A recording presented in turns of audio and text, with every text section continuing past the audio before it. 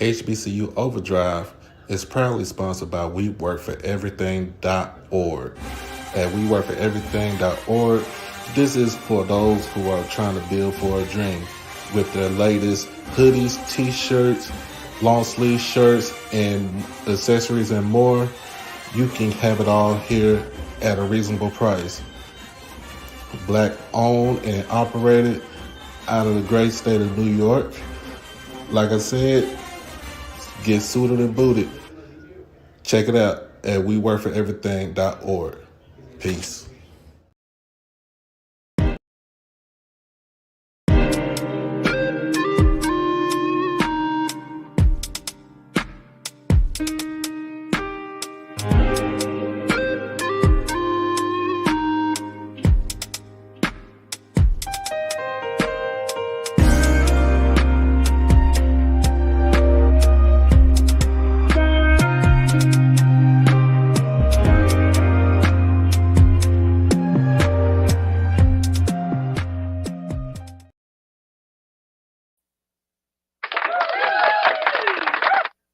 What's good, everybody? What's good? What's good? What's good? What's good? What's good? What's good? We are back in the building.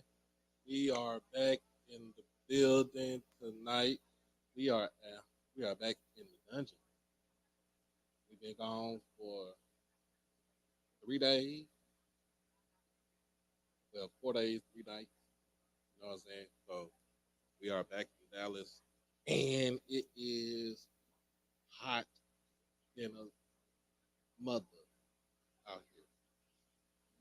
When I'm saying hot, it's hot out here.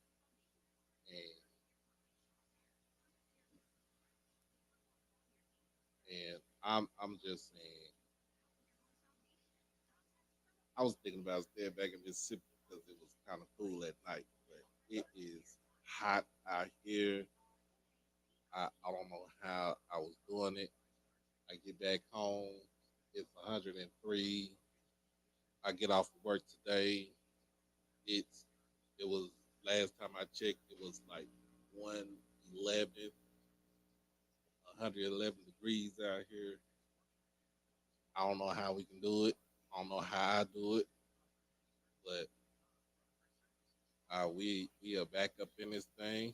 So I'm just happy that we are here, and you know what I'm saying, we can get on with the business of football. But this is HBCU Tonight, episode 22. You already see what the title is. If you haven't done it by now, make sure that you like the stream. Make sure you comment, share. Most of all, subscribe to the channel. Become family and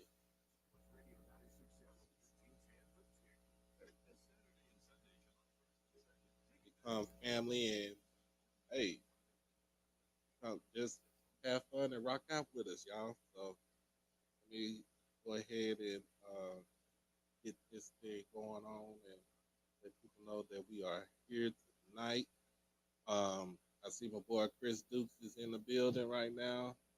I think everybody else should be coming on in a few. I don't know if Lacey has a show or not, but if he does, it's all good. Um, so let me go ahead and get this going on so we can get the people up in here.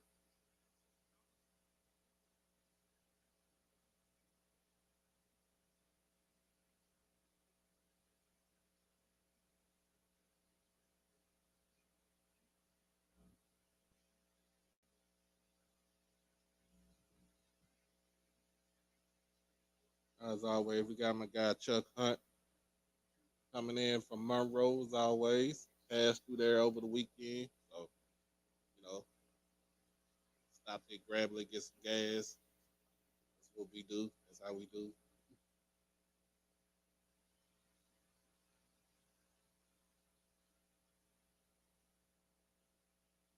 Let's see if anybody can hear me. If I got an echo, let me know. If I got an echo, if I don't, let me know.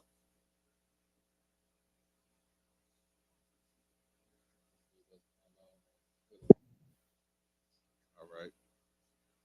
There we go. So what I'm gonna do is we gonna start this thing off right.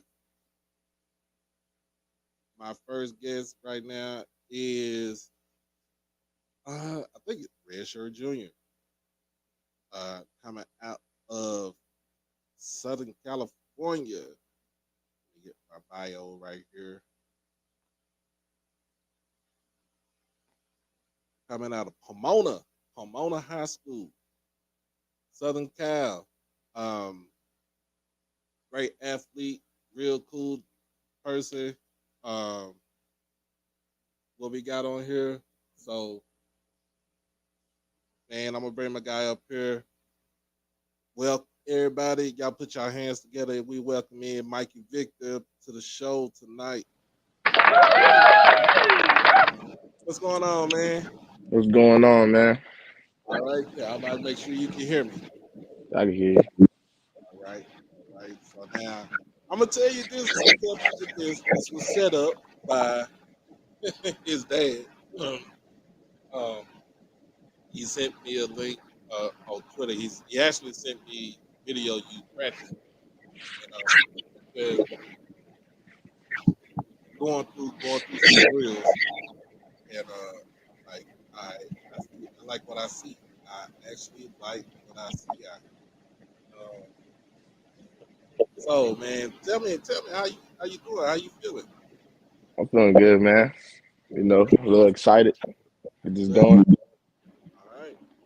You already reported back for summer Oh yes, sir. We're in the middle of summer school right now. Okay. All right. All right.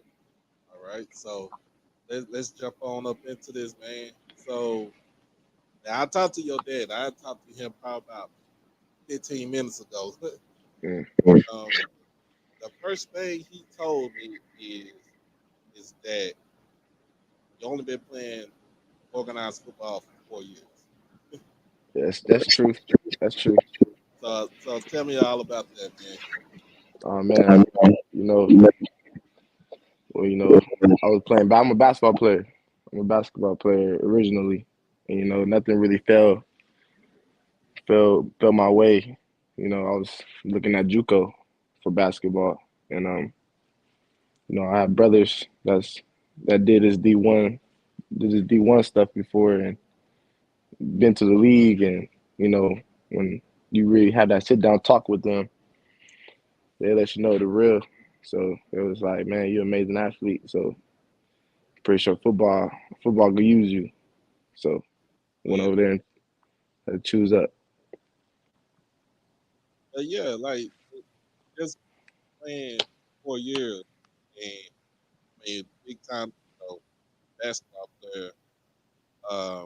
Because I see your dad played basketball at Long Beach State, and Yeah, but everybody else, your other brothers, they all played football, and your cousin played football. yeah. So basically, basically, you did you have a change of heart in high school? Be like, Dad, I want to play football. Oh, and that was a change of heart, man. I love basketball. It's a love. It's a love. Like I really didn't want to let go. I still don't want to let go. I don't want to even see a basketball right now at this point. But I'm just slowly falling in love with football. I'm starting to feel myself really going to the next level. Actually, this is the first year I really felt myself really seeing a chance to go to the NFL, and this day by day, I love basketball. It was hard to let that go, but free education, it was everything to me. So Right. making the appropriate steps towards that was, so football was it. All right. So you playing basketball, I see here you was all league, you know. So in this my the missus my fiance she's from SoCal, she from South Central, so she was telling me I was like, "Where is Pomona?" She's like, "Oh, that's IE, that's Inland Empire." So Oh man, you'll get us in trouble for saying that. But you're what? not the. It's not. It's outside IE, but Oh, but oh, you know. Tomato, tomato. So I just want to make sure that you know what I'm saying. I only been to LA like a couple of times, but I really ain't never went through like that. But so you graduated from Pomona in 2018. Um, you also played wide receiver that 1 year in high school, also. Yeah. Um, but you also had 2 interceptions, 10 pass breakups. So you pretty much all over the field and going both ways. So you have the athleticism to actually get it done. Yeah.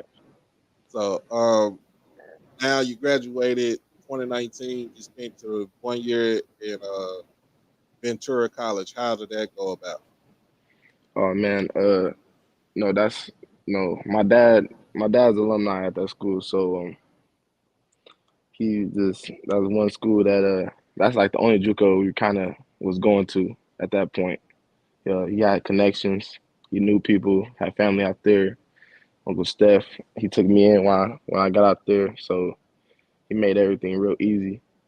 My cousin was going to that school, Don Brown, Mm-hmm. so it was just it was a good transition, and I feel like that was a good spot for me, and it got me out. All right, and then you um, make your way to Vegas to UNLV, and you was basically said only one of three junior college signees in that early class, and basically how did that turn out being in Vegas? Uh, it didn't turn out as planned, but it was a good experience. I got a chance to really learn football. You know, um, come from a JUCO where it's like we just running man. Run man, running zeros and ones. So it was just straight man. So I really never had the knowledge of cover two, cover three, or seam flat, curl, and all the extra stuff. And I felt like V really taught me that going in as a safety. I Mm-hmm. was a playing corner. I bumped down to nickel halfway in the season. I just felt like just learning. And that was like the best thing that ever happened to me was just learning football at UNLV.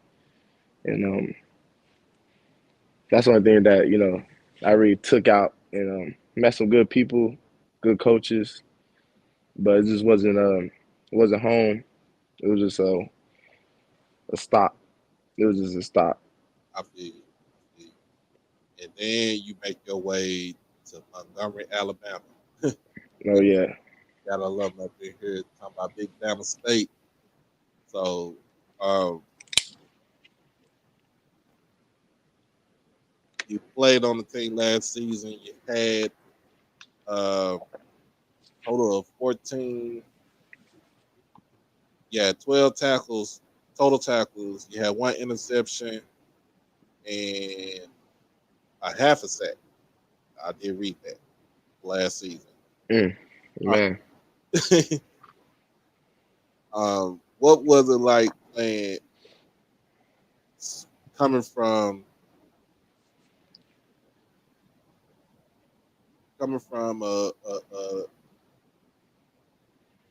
a school in the Mountain West, which is UNLV, coming all the way to the SWAC to play at Bama State?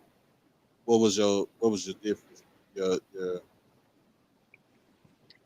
transition like? My transition was cool. It took a minute at first to really get into the whole culture difference and even the program itself, the difference between them two. And but I just sat and grew. To be honest, it took me it took me a month or two to really get my feet under me. But after they was under me, it was the sky was the limit. Coming to this HBCU is cool. You're around people that relate to you more than really any school I've been to. This is HBCU. This is You know, um, coaching staff is black, student body is black, team is black, trainers is black. So that was pretty cool seeing that. Teachers are black, professors are black. You just see black excellence everywhere. Hmm. So that was right there. It was big, and the game day vibes are way different. You know, you can't beat Alabama State game day, pre-game day. What's it called when they sit outside The, and the watch four, tailgating? yep. Tailgating. You can't beat that with a stick. You can't beat that with a stick. So that right there is everything. It's it's very entertaining. I know it's entertaining. Just being there in that environment. So I'm pretty sure all that's different. Uh, UNLV, only thing they really had going was we playing in the Raider stand Right. with 1,000 people in the stands. You know, my first time really playing.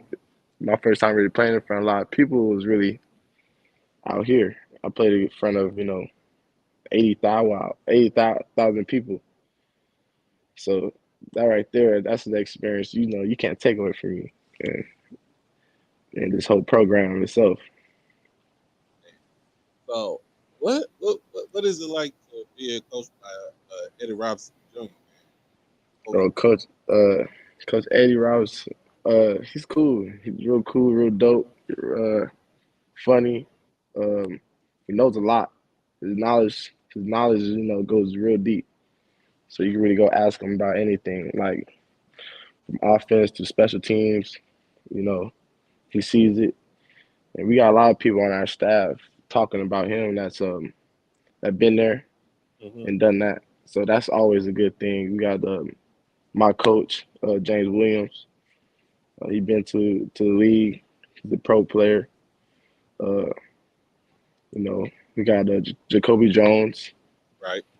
You know, NFL pro legend, Super Bowl champ. Yep. So you just having that right there. On both sides of the ball, right there. I can go ask questions to whoever, and I'm gonna get the best advice. And it might be different, but that's all. That's all gonna get thrown into a toolbox. You know. All right, man. And and I know you you was hyped up in the game last season when y'all played Jackson State. I'm gonna let you know. Mm, I did yeah, Jackson State University. I told your dad that it yeah. Dog fight, dog fight. was a dog fight. It was a dog fight. And that was something that looking at that game last season, I think that was one of our hardest games. That was one of the hardest games on the season that Jackson State has played. That somebody put up a challenge against them because at that time nobody put up a challenge against um, our team. But um, how was it like to to to play on one side with arguably one of the better corner DBs in Urshad Davis, and then also playing opposite of a talented freshman who's a sophomore now, Adrian Maddox. Tell me about those. Oh, those two right there, dogs, dogs, dogs, dogs. That's one thing I feel like the whole secondary was dogs. You know, we could go talk about Keenan. He put up a fight over there too. And I feel like we was all dogs. I mean, we all had that dog and just that dog mentality. Just like wasn't scared. We didn't really care who was playing. We just knew that we was wanted to come out and really have fun and run around. Okay. But straight dogs. Now that one big dog that plays middle linebacker, Bubba Adams. Oh, but man, How is he when it comes down to playing with him, oh, hey, I mean, having somebody like him that's gonna run around and really put his helmet on anybody and everybody is amazing.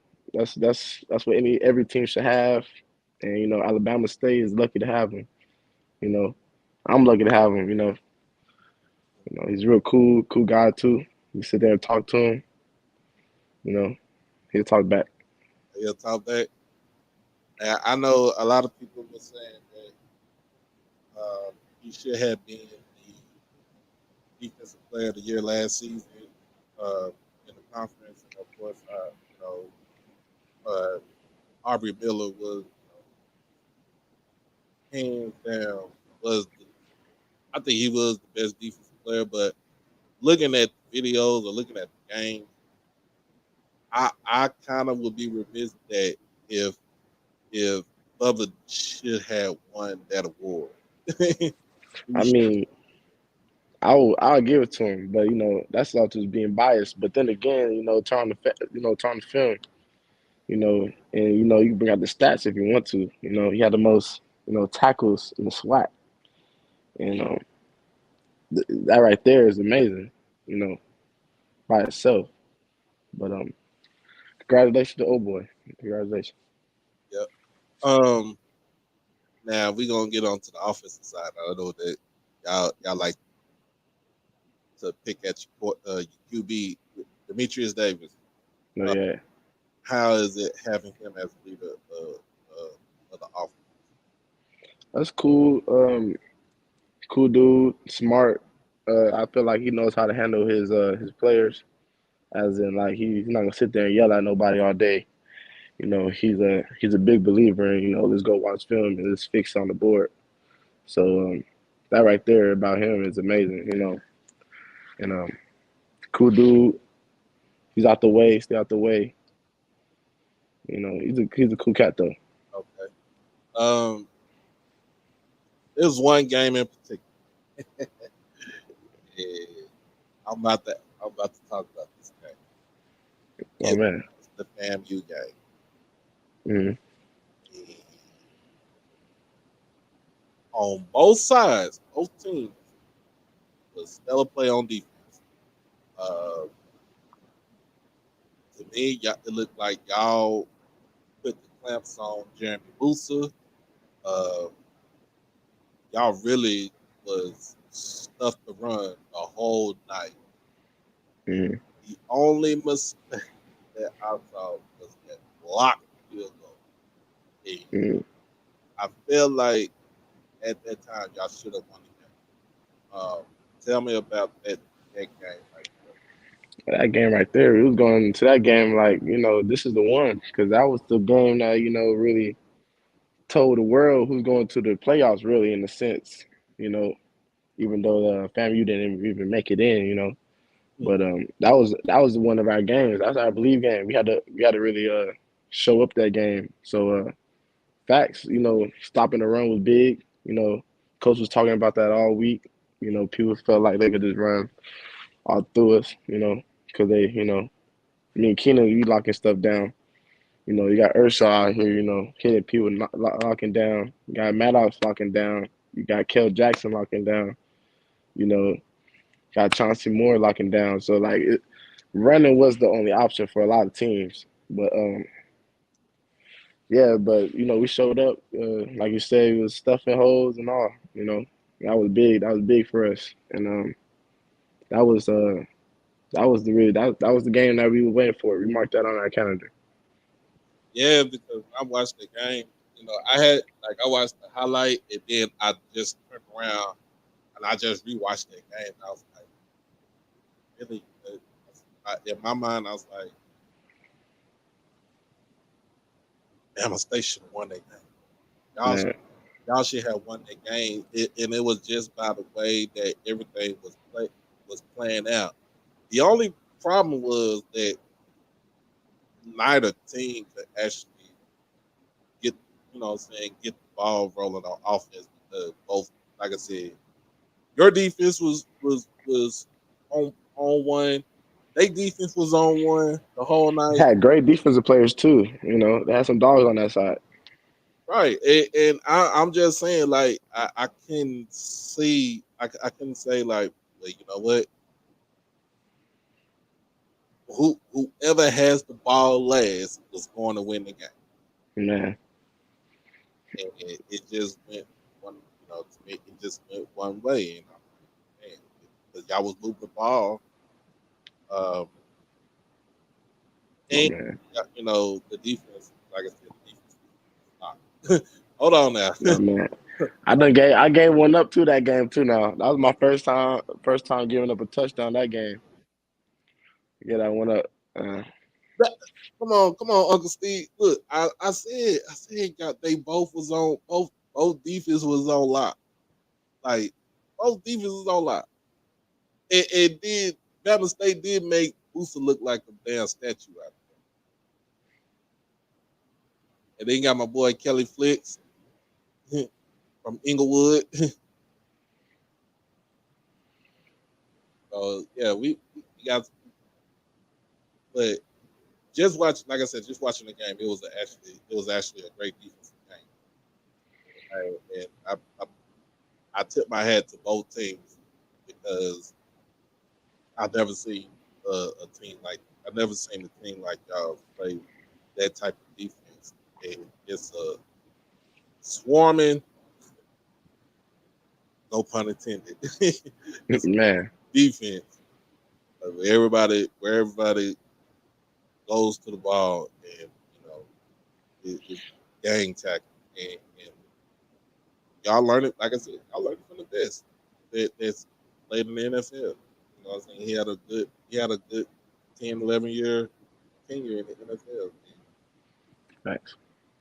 Um, so what games are you amped up for this season? For this, Uh, to be honest, Southern, first game, and that's the only game I'm really, worried about right now. I'm trying to, I'm starting to watch film a little early, and that's the game I'm really hyped up about right now. Nothing's like the first game of the season too. right. Um, as a Jackson State alum, as a Jacksonian alum, um, we don't like those dudes down the highway on Route 55. So I don't care how bad y'all beating, y'all can just beat them for us. But we got to play them the third game of the season. So Okay, just okay. beat them up so they can stop talking, Oh man, that's hey, I got you. man. I got you. Magic City Classic, y'all took that back from Alabama A&M last season. Tell me how they're playing in the Classic. Oh man, the Classic was one of the best games experiences I ever had. Playing this sport, and it was real hype.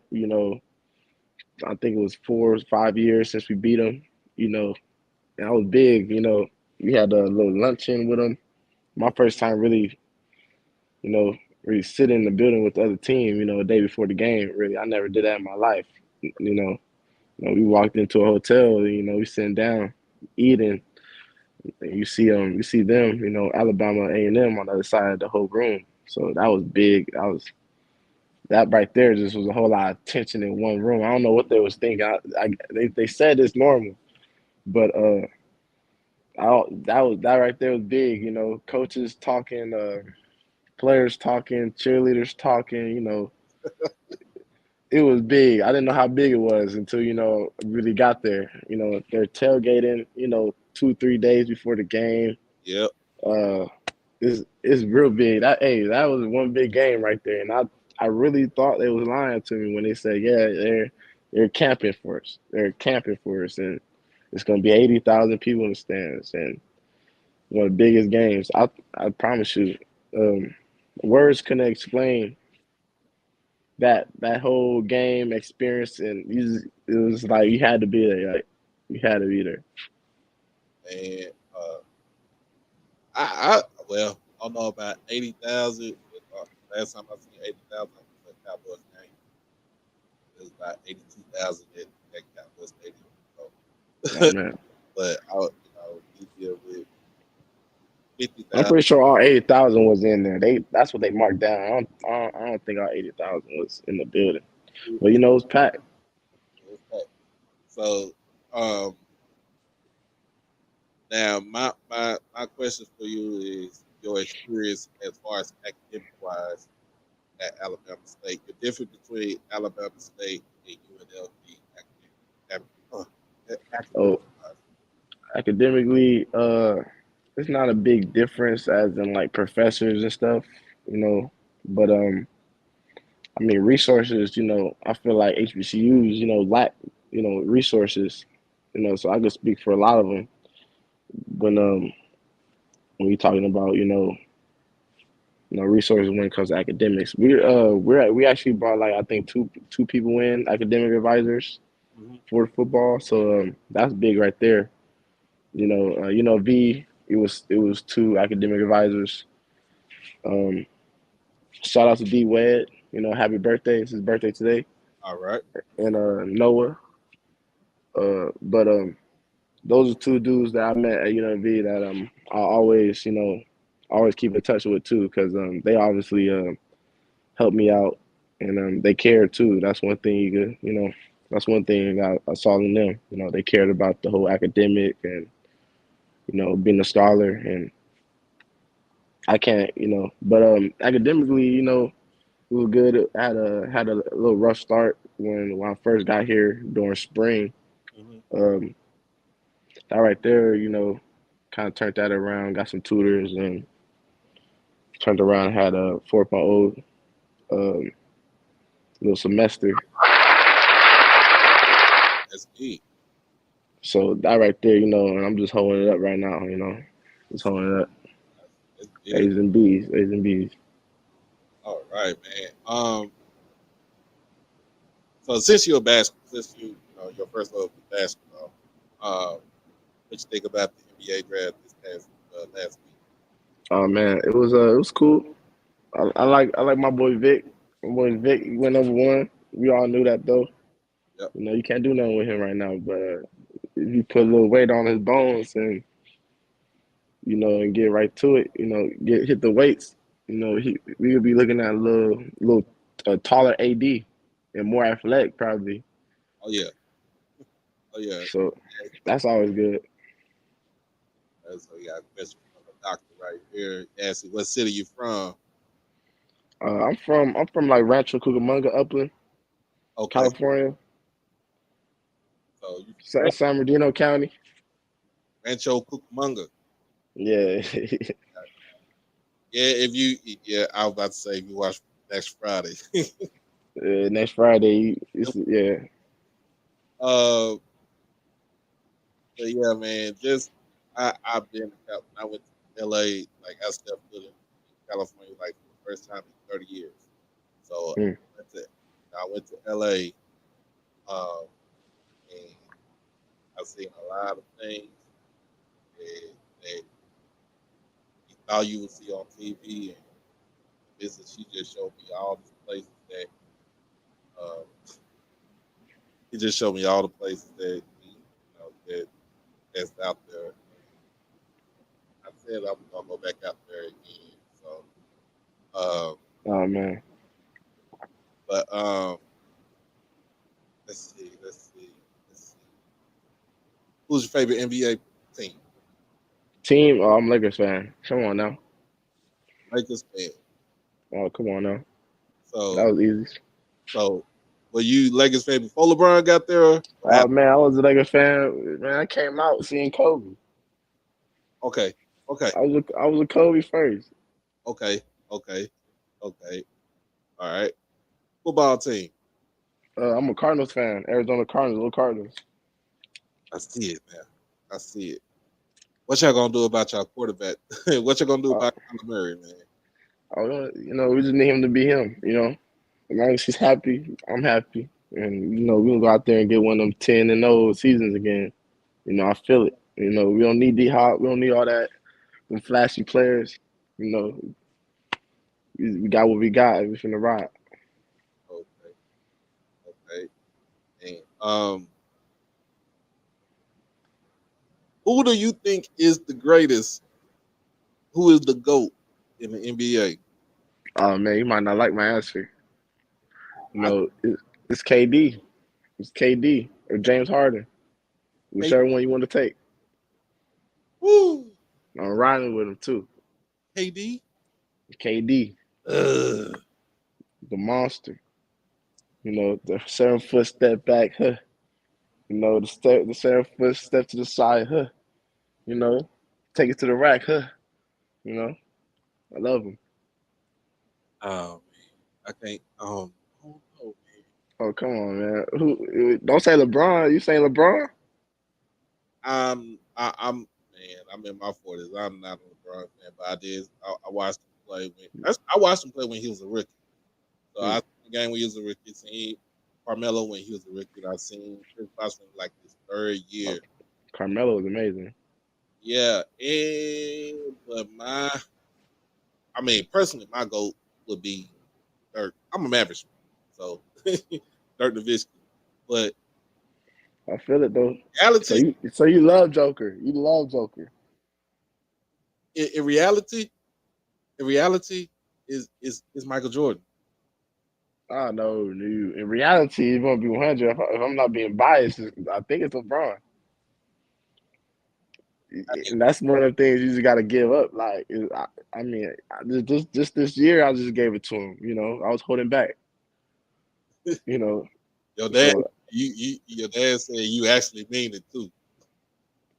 about K- about LeBron. no, about KD.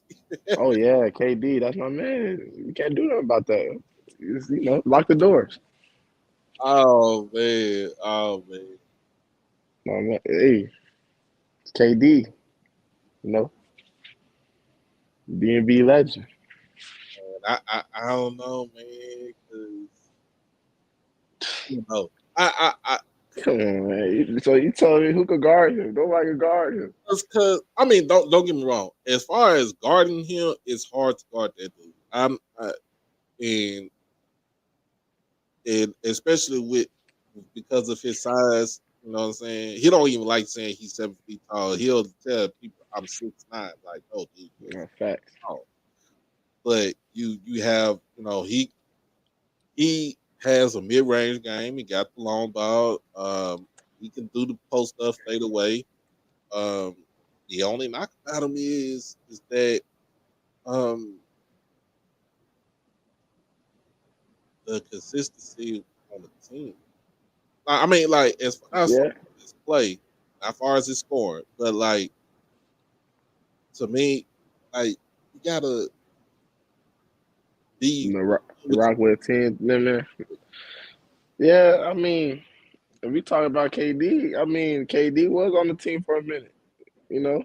yeah, I mean, like when he was at Oklahoma City, yes, he was the man, and I'm not gonna say anything bad about that, but for you to make that move to go from You you know, had a 3-1 lead, you let it go, and then you rock with the team that won 73 the year that beat yeah, you know, I DM'd him and told him I didn't like the move, but I mean, I respect him, you know. If I'm with you, whatever, you know what I mean? Let's go get this ring.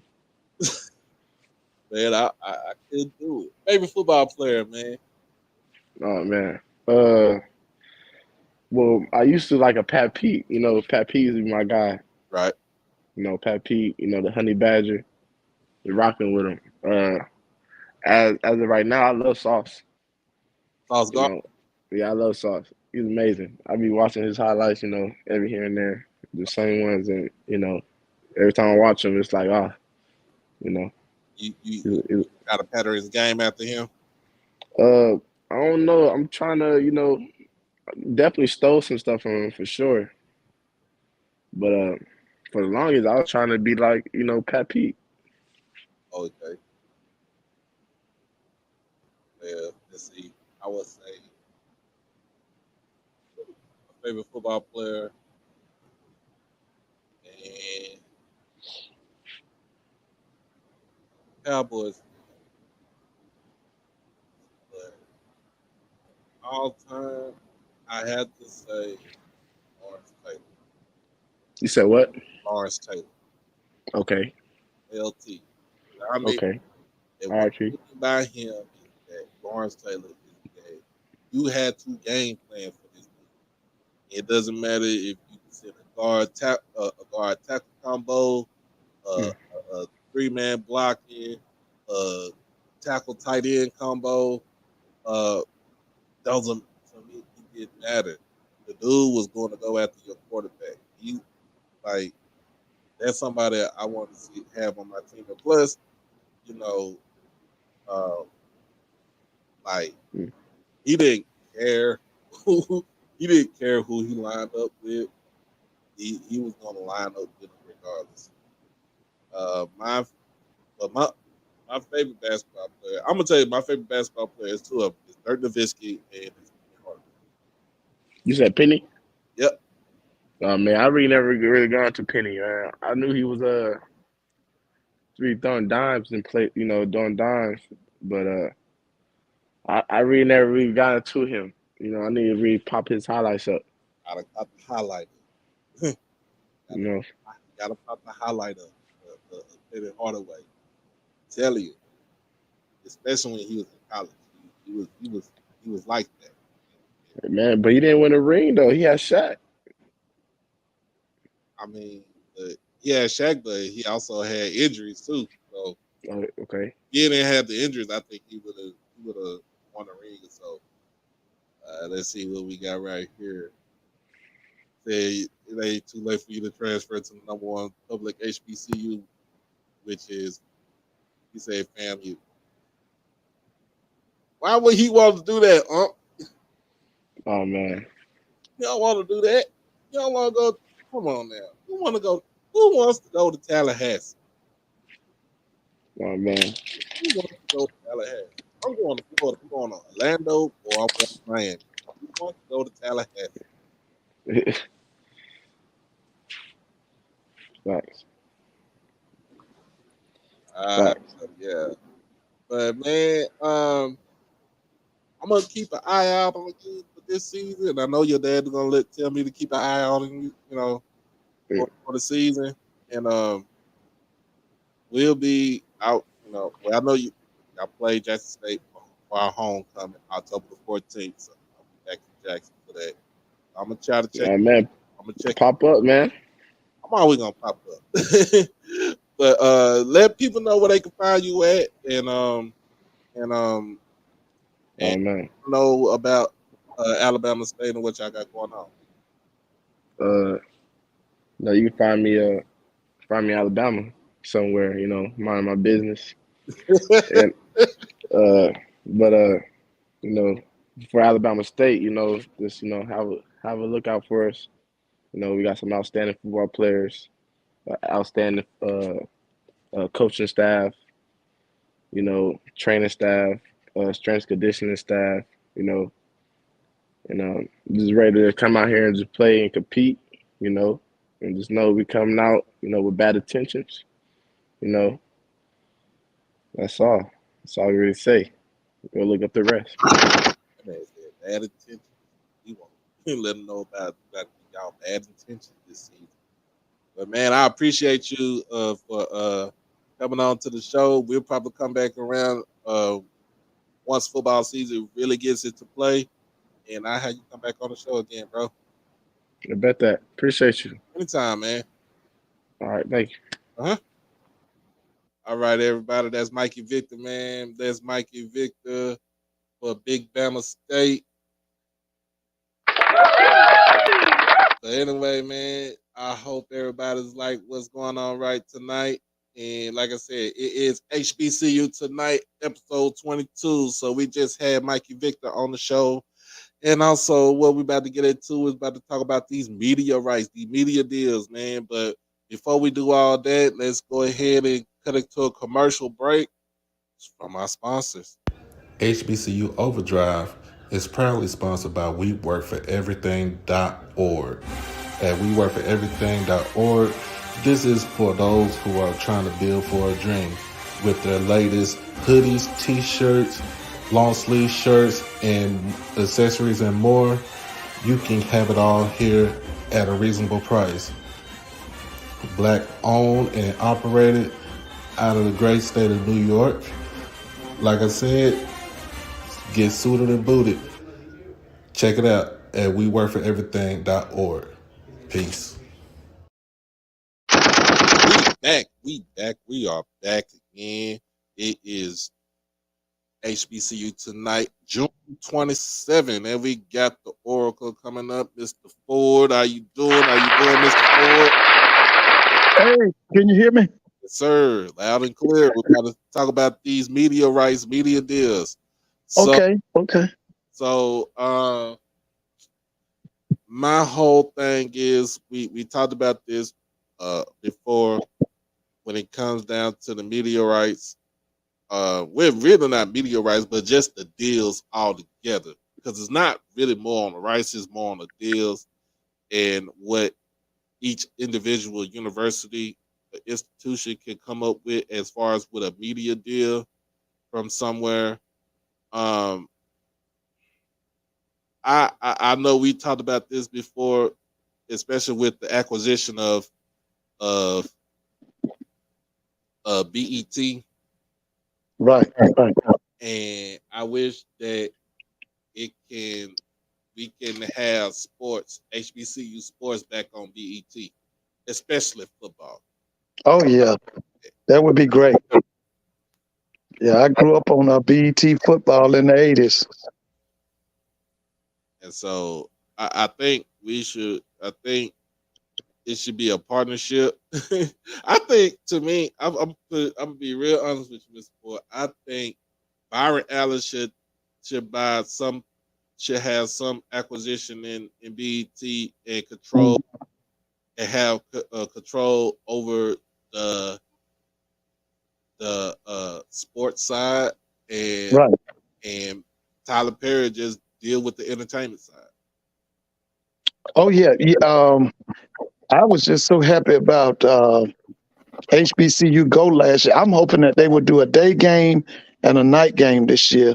I think And that then if because right now, who did Tyler Perry acquire uh, BT or what's going on now? our BET. He did get it. I think he's getting it, but I think he got it. They have to do the SEC got to come into Oh play. yeah. They got to screen him and go through his stuff. Yeah. Okay. But yeah, I would love for HBCU Go to do two games, a day game and then a night game. Mm-hmm. And you already know how I feel about ESPN. I wish we could show them the door. But for BET to come in, that would be really great. Like I said, I can remember when BET used to do tape delay, and we loved it. And I saw many games with, matter of fact, one of your homeboys. He was the color man. His name was Lim Barney, and the play-by-play was Charlie Neal, and we loved it. Yep.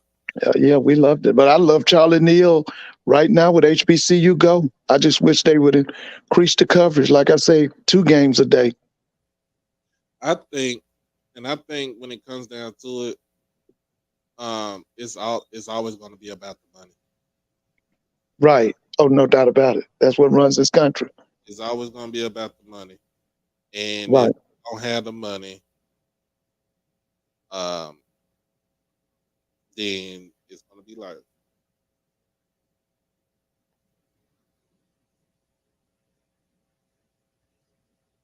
Hold on, y'all.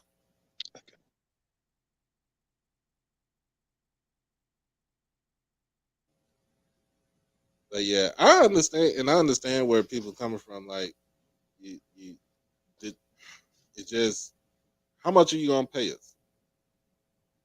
Oh, without a doubt. Because, hey, HBCU football is really hot, especially that swag.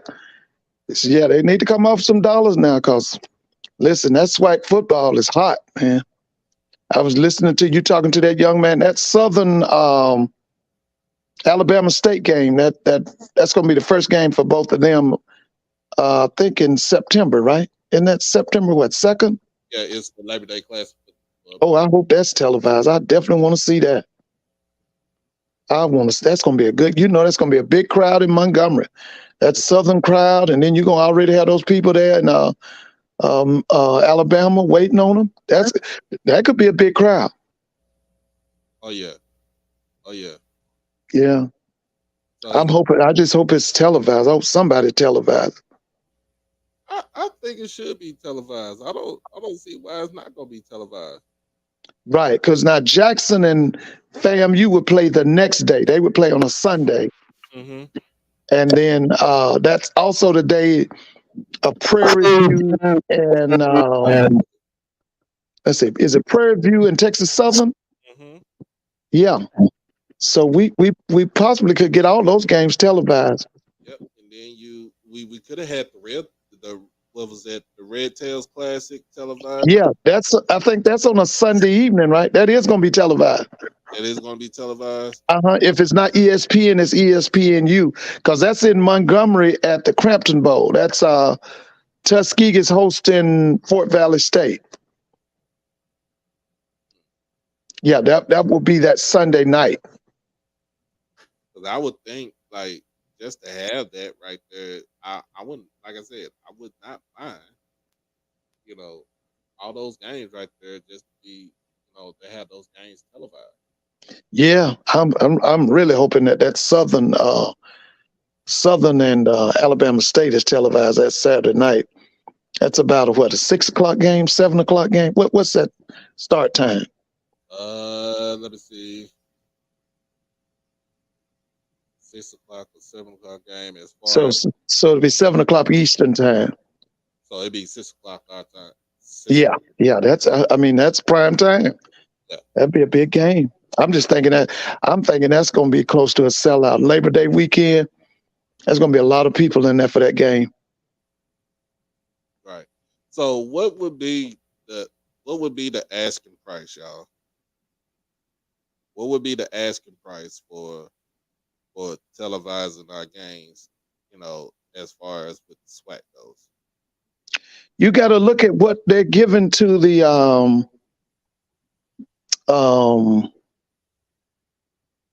SEC, what they're giving to the Big Ten, and what they're giving to those other Power Fives. Of course, we're not asking for the same thing they're going to get, but we should ask for the top dollar now.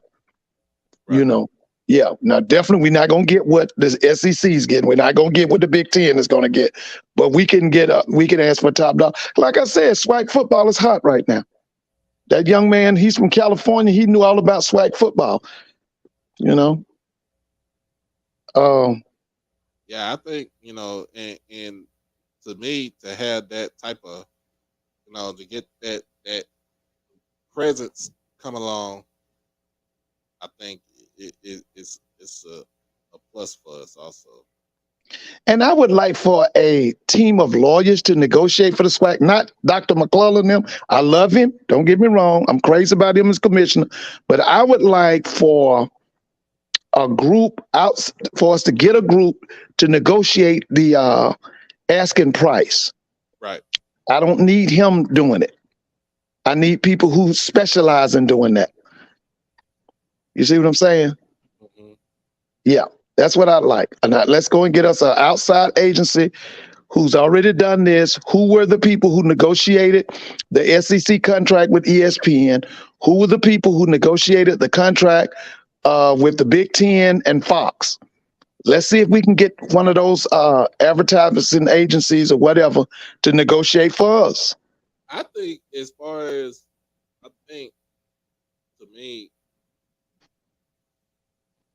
because back then, because before then, ESPN was the end all be all, right? Yeah. Oh, yeah. ESPN was the end all be all, but I wouldn't mind going to Fox. I wouldn't mind going to ABC. I mean, not ABC, but NBC. I would not mind going to CBS. You know what I'm saying? Because there's always, even though you might not be on the main part with CBS, you got CBS Sports. You have, right, like with Fox, you might not be on the main screen with Fox, but you got FS1, you got FS2. Yeah. Yeah. And the main thing right now is we need to increase the amount of content and production that we share with Byron Allen and HBCU Go, and especially if Tyler Perry is going to get BET, we need to make sure there's SWAC and HBCU Sports on BET. Mm-hmm. We got to make them. We got to go out of our way to include them. We got to make sure that HBCU Go. I know that one you talk about all the time, HBCU League Pass, right? Right.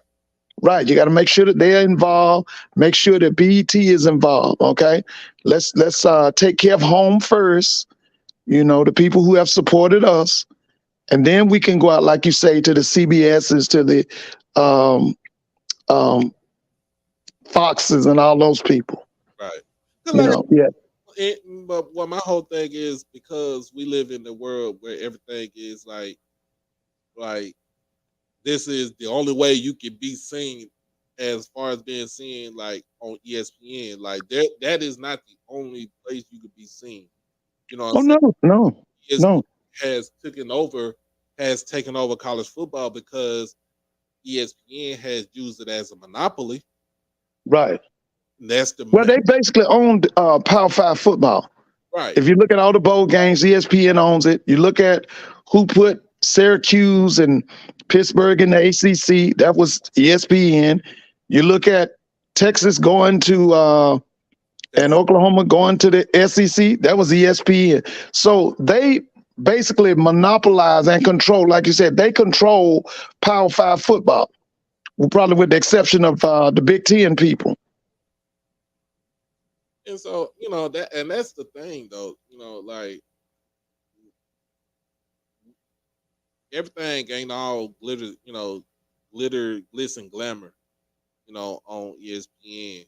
Because, like you said, when you talk about the ESPN Plus, when we have to explain to you, like, ESPN Plus, all they do is send people out to the place. It's through our, you know what I'm saying, Oh our yeah.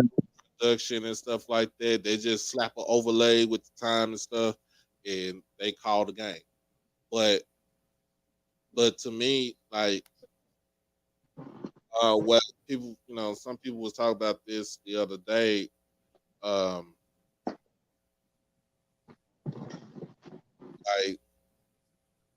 do we, the HBCU League Pass Plus? Right.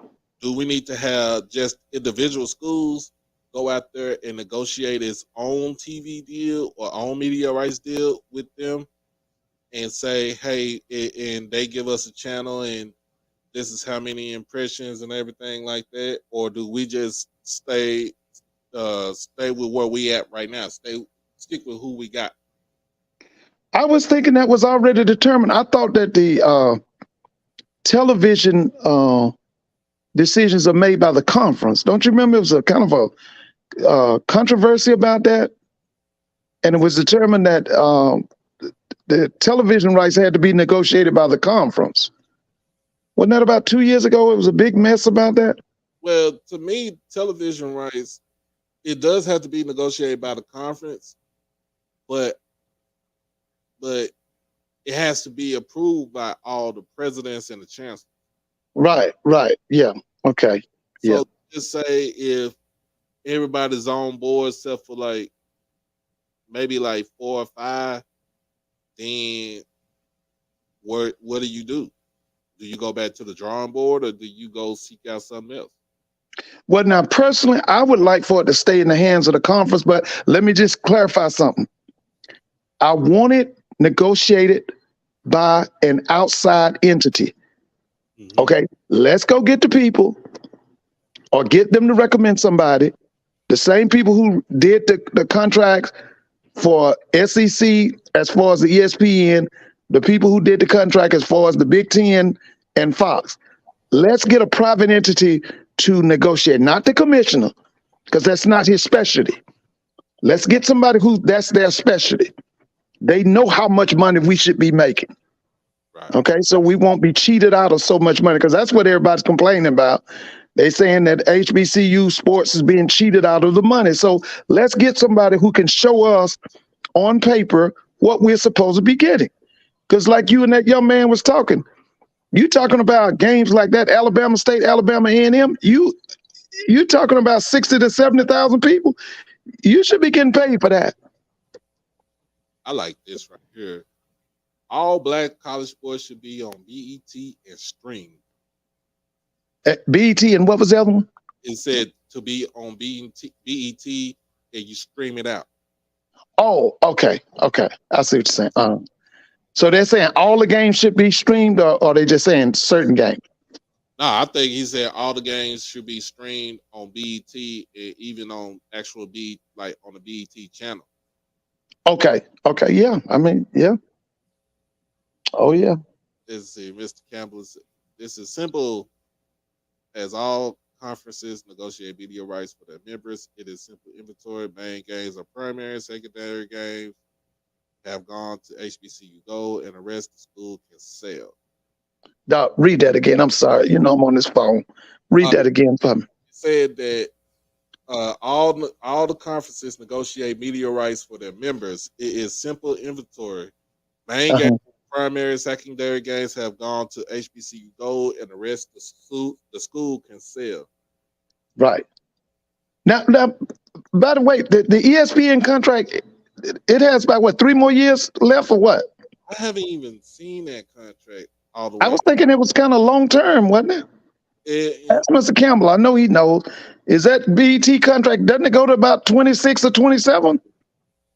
Not BET. I'm sorry. I mean ESPN contract with the SWAC. Isn't it about 26 or 27? When do they negotiate again?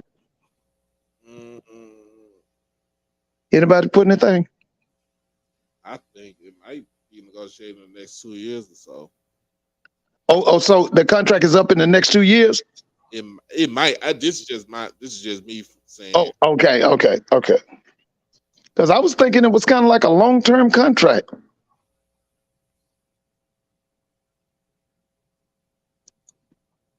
Said Dr. Straychan said that ESPN has 3 years left. Yeah, that's what I was thinking. Yeah. But it should be, if you're gonna stick with ESPN, right before that last year of the contract, I think they should go ahead and be like, look, we gonna see how HBCU go. Uh-huh. If they do well, then I just say go with them. Well, I'm gonna go ahead and put it. I think HBCU Go is gonna do well, and I think they'll do better next year. Because I thought I was really liking what they did last year, what they provided us with. Like I said, I would like for them to do 2 games on Saturday, a day game and a night game.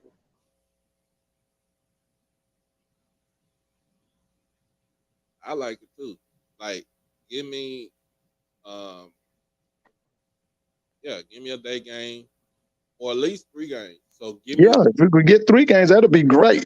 give me an afternoon, give me an early. So the earliest would be a 1 o'clock, a 3:30, and then a 7, right? Right. Or let's say give me a 12 o'clock. 12 o'clock. I mean, 12 noon, 3:30, and then a 7 o'clock, I think, or 7:30. Like a 7:30. Right. So like say for HBCU Go. So if you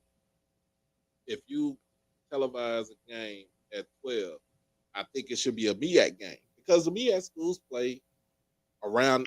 They play like 1 o'clock. Yeah, they play around that time. That's why their crowds are not that great. Right. Because they don't really play.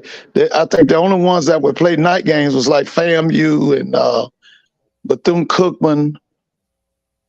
Didn't South Carolina State play some night games? I think they did. Yeah.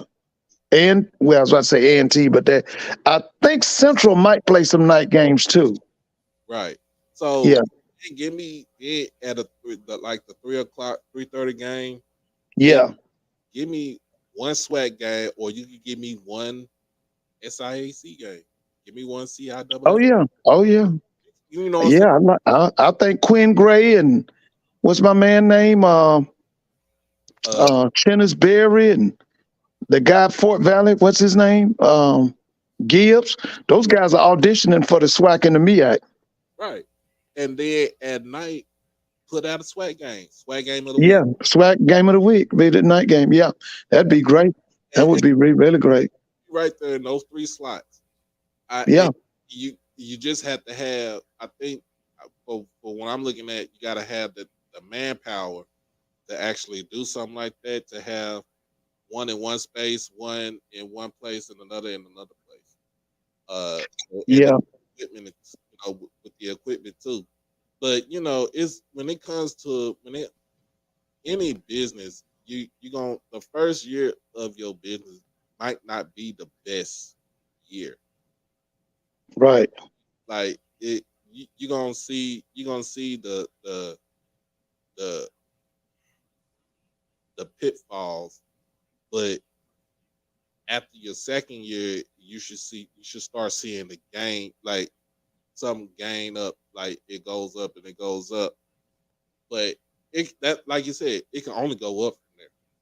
Yeah, I can remember, the FAMU game against Albany State. I thought was first class. I watched that Texas Southern. It was Texas Southern and Alabama State. I thought that was first class. I watched the one at the Cotton Bowl. I thought it was first class. That was Grambling and Prairie View. Um, I'm just really a big fan of HBCU Go. Hmm. I really am. I thought they did a great job last year. And then the fact that they got Charlie Neal, to me, he's the GOAT. When Right. it comes to HBCU athletics, I mean, you don't get no better than Charlie. I mean, some people, I do like Tiffany and Jay Walker, but now my sentimental favorite, the legacy, is definitely Charlie Neal. Right. Yeah. And see with HBCU League Pass, to me, when it comes down to it, like you only have a few schools that actually play football. So you got Florida Memorial that has a football that has a channel. They should have their football games on there. You have Grambling. If Grambling ain't on ESPN or HBCU Go, they need to televise their games on there. Yeah. Don't they have a contract? Right. Grambling has a contract with HBCU League Pass, right?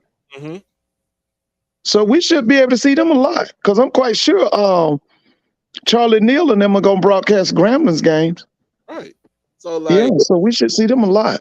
like I'm saying, like if ESPN don't have it is don't have a game for Grambling. If HBCU Go don't have a game for Grambling, then Grambling should go on their own channel with HBCU League Pass Plus and televise their own game. Doesn't matter who's playing, it's televised. You're gonna get people to watch it. You in? Now, Doc, Jackson State, they televised 8 season games at Jackson State last year. Right? We got because of the prime effect. Now, I'm not counting the SWAC championship, and I'm not counting the Celebration Bowl. Right. But I'm saying regular season. Weren't y'all televised 8 times nationally? It was televised, yeah, because let's see, one of those games. Oh, the Tennessee State game. I saw that was national, right? No, it wasn't. That wasn't national because I watched that. It was on. It was on Bally, on Bally's. That's right. Because I saw that game. We watched it on YouTube and on Facebook Live because the promoter, Fred Jones, put it on there. But didn't Tiffany and Jay call that game? What's that? Didn't Tiffany and Jay call that game last year? I don't even know.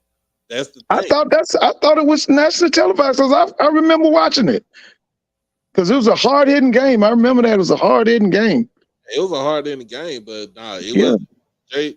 If it was on Bally's, Jay and Tiffany ain't doing that game because They didn't do. Ask Mr. Campbell, was that game? Did Jay and Tiffany do that game? Because I remember Jay and Tiff. I thought they did that game. I don't think They they did. did because they're exclusively with ESPN. And that game wasn't on ESPN. No, that game wasn't on ESPN, but I'm just saying Jay and Tiffany. They didn't do that game. Yeah, they didn't do that game because they are signed to ESPN. Right. You're right. For some reason, I thought they did the game because I thought it was a great broadcast. I thought it was a good game, big crowd. They didn't have no play-by-play for that game either. They didn't? Nah.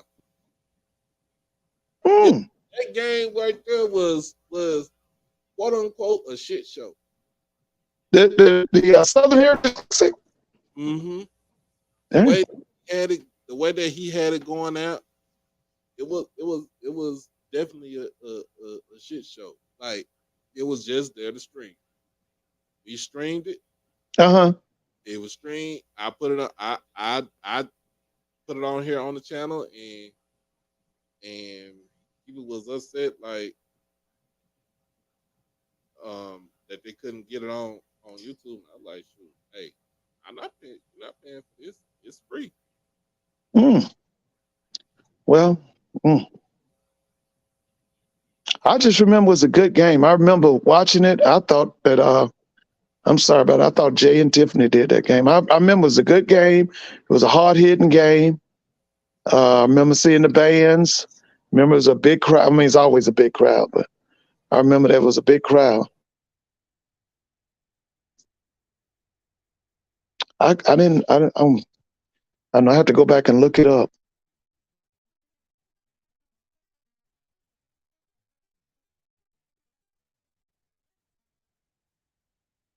And by the way, Doc, can you hear me? Doc, can you hear me? Can't hear me.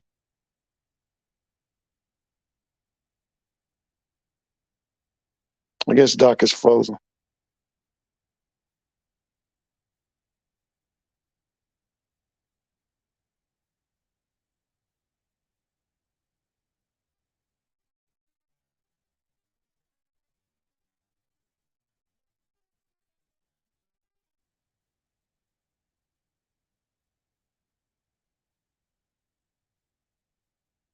Doc, can you hear me?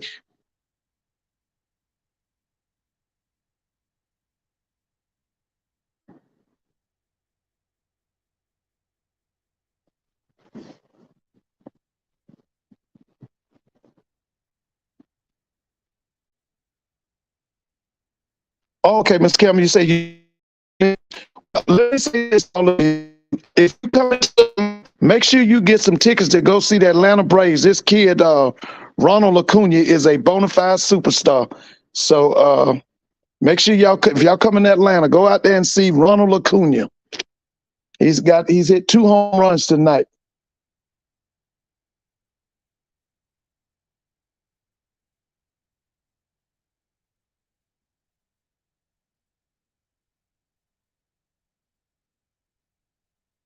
Okay, so Doc side had technical problems. Okay.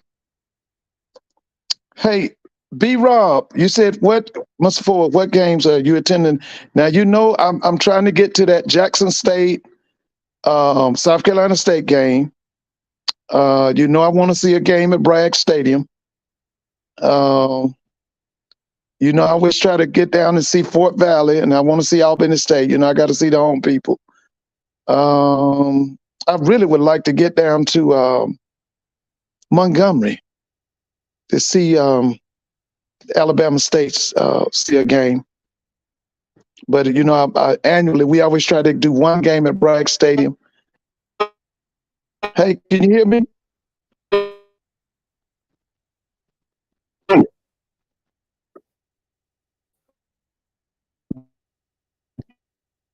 Doc, can you hear me?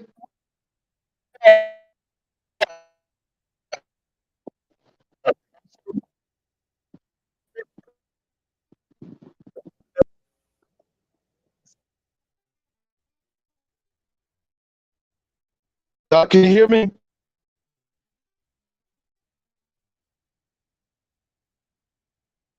Okay, so you can hear me. Oh, hey, thank you, Mr. Hardy. Listen, I used to love to come to Jackson when I was a student at Grambling. We used to love to come to Jackson, Mississippi. Oh, that was always a big game. That was a big game. I'm sorry, y'all. Yeah, Doc, can you hear me? Yeah, I can hear you. Okay. I'm sorry, y'all. We having rolling blackouts over here. We are having rolling blackouts. Oh yeah. So it was like I said, today was 111. I was about to say, yeah. Well, I was about to ask you, what's the temperatures over there? Because that's, it was at least 90. I think one time I was in the car today, it was 94 here in Atlanta. And that's going to be the next 2 or 3 days.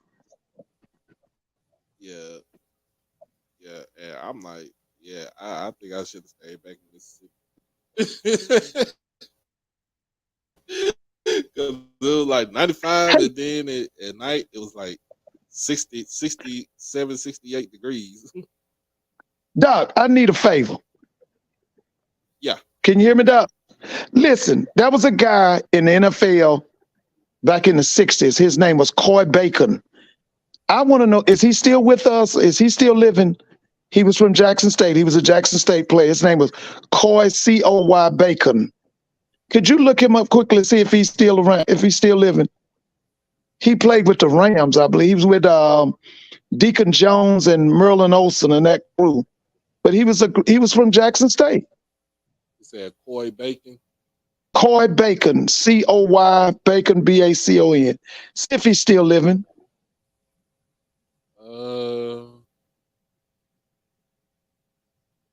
Lander McCoy Bacon. Does it say he's from Jackson State? Yep. He passed away in When did he pass away? 2008. 2008? Mm-hmm. Okay. Yeah, he was, when I first started watching NFL football, he was with the Rams. What years did he say he was with the Rams?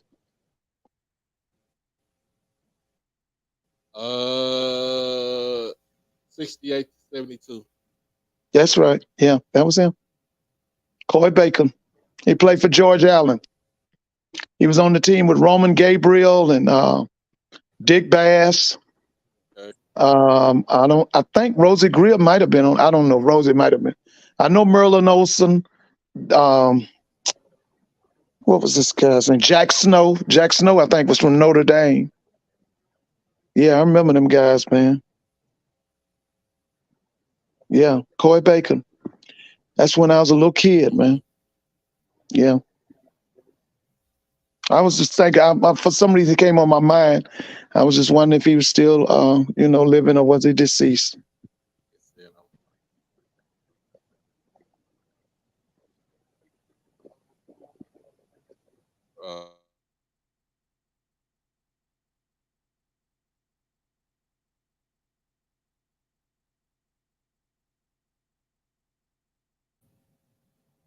Okay.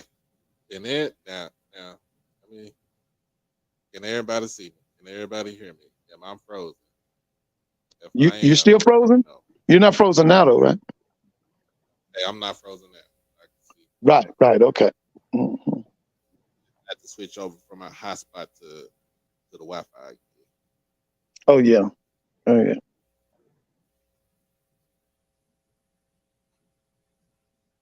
Yeah, look, Amber, I'm at home now. I'm at home in Dallas, and it's hot. It is hot. I rode the bus. I rode the bus this morning to go to work, and then I told the missus, hey, I'm not about to be in this heat trying to catch the bus to come home. Shoot, come pick me up. You got the car. Just yeah. I'm not even tripping. She had to go because she had doctor's appointments and stuff. So I was like, nah, just come pick me up. I don't dude, when I got off of work, around about 5:15, 5:30. And the temperature when I left out rose up all the way up to 113. That's what I saw in the car. That's what I saw in the car. It rose up to 113. Oh yeah. And I went outside yesterday, like last night, to go smoke my cigar. And I was like, at like 10 o'clock at night, like it's still hot out here. But Doc, are they going and checking on the elderly? Because you know they say this is really a bad time for elderly people, Oh yeah, especially if they don't they have. have to do that. Yeah, go by. So some of They them just got to got do the that. fans. They should. Yeah, but you know this is part of global warming. Hey, somebody said something about Jackie Walker. Let's see, Mr. Ford. Oh Oh yeah, Jackie Walker. I saw him play. yeah, they had Oh, he was awesome. he was on Ken Clark's Oh, he was something else, man. He played football and basketball for Jackson State. Yeah, he was something else. He was to me, he was first round. I don't know what round he went in, but he was definitely first round. He had first round talent. mm-hmm. Yeah, I looked at it, I was like, oh nah, we it was hot. We we left Jackson. We left Jackson Sunday morning and it was like around 90. It got up to about 93, 94 or 95. And then, like I said, it cooled at night. It cooled down to like 60, 66, 65 degrees. So I'm like, Right. cool. But damn it, if I did when we get back here, we got back to Dallas Sunday afternoon, probably a little bit after 5 o'clock. It was 105 Sunday afternoon. Whoa. We coming in. I'm on 635 and I'm like, look, I'm not trying to drive in the sun.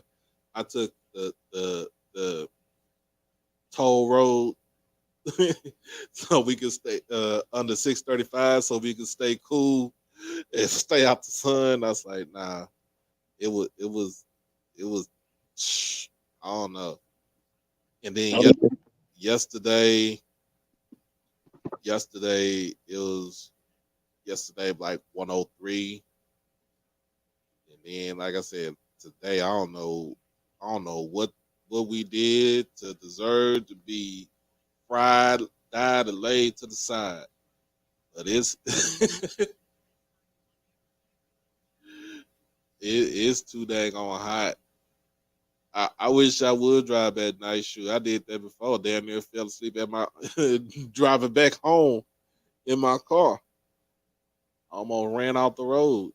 How many hours is it from Dallas to Jackson, Mississippi? It's 6 hours. 6 hours. Okay. Mm-hmm. Did you see Grambling when you passed by? Did you see? No, we stopped in Grambling to get our gas. Oh, okay. Okay. All right. Yeah. Chevron to get gas at Grambling. Okay. That's my, I deemed that my halfway point. Right. Right. Oh yeah.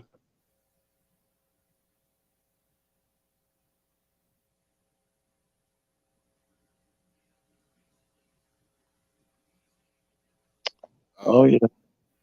He talking about he walking in Jesus footsteps. I'm done.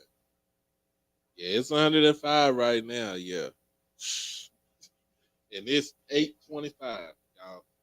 At, at this present moment, at 8 something in the night, in the evening, it is 105 degrees. And that's why I don't understand why FAMU and Jackson State got to do that 3 o'clock start. Because that's what it's going to be like down in Miami. Isn't it going to be like 100 degrees? And Miami could be like 90. Miami could be like 98 degrees, or 95 degrees, but you got 100% humidity down there. Nah. Yeah, that's what I wish they would. That game should be later. Not no 3 o'clock. That's in the middle of the day. Yeah. People gonna be falling out. You got one part of that stadium, that sun is direct beam, right? Yep. Yeah, Ray, man, I seen this. I seen this right here, and it's crazy. It said died of heat, man. Mailman died of heat exhaustion. 35 years of service to the post office.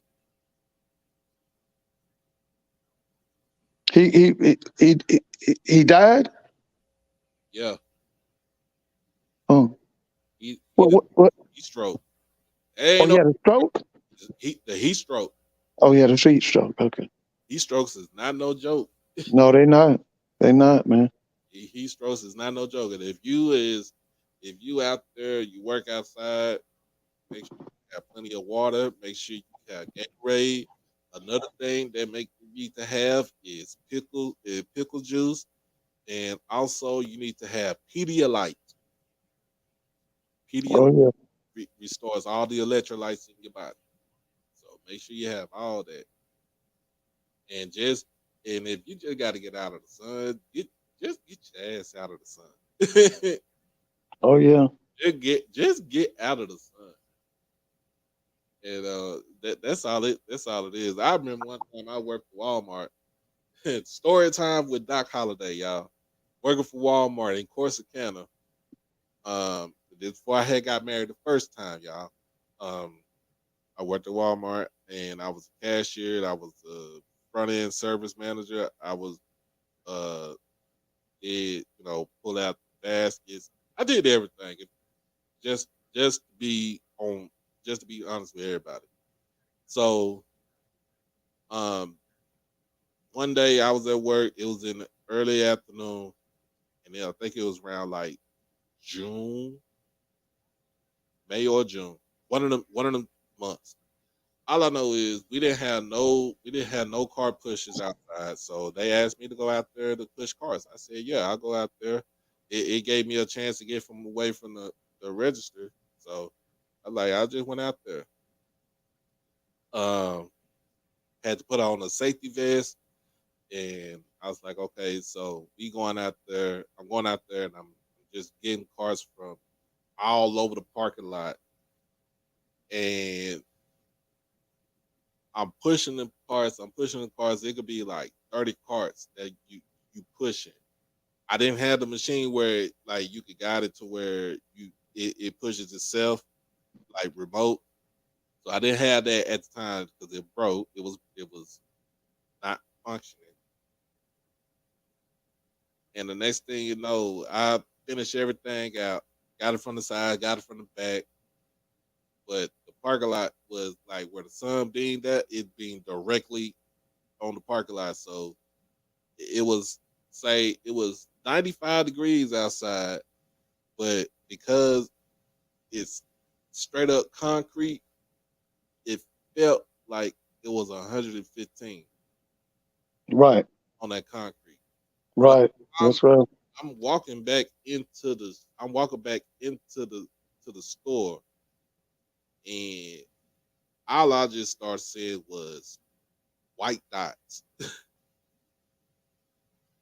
I was just seeing white dots, and I like my body was hot, and I've already. And here's the thing: I suffer from asthma. I have asthma, so I almost had an asthma attack, and I was like, you know what?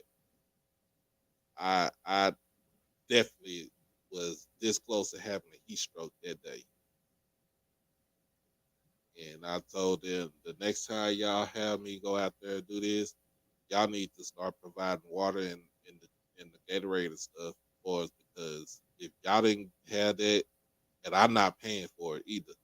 But if y'all didn't have that for either me or any other person that's out there pushing those carts in that sun, Mm-hmm. y'all gonna be held accountable for somebody going out there and dying of a heat stroke. Oh, yeah.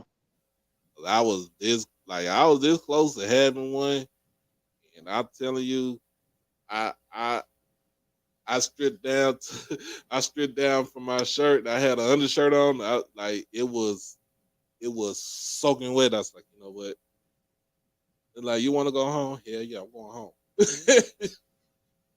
I said, I'm going home. I'm going home, and I'm going into my cool, air conditioned house where I'm staying with my aunt. I'm not coming back to work until till 2 days later. Nah, y'all not about to have me go to the hospital. Let's see.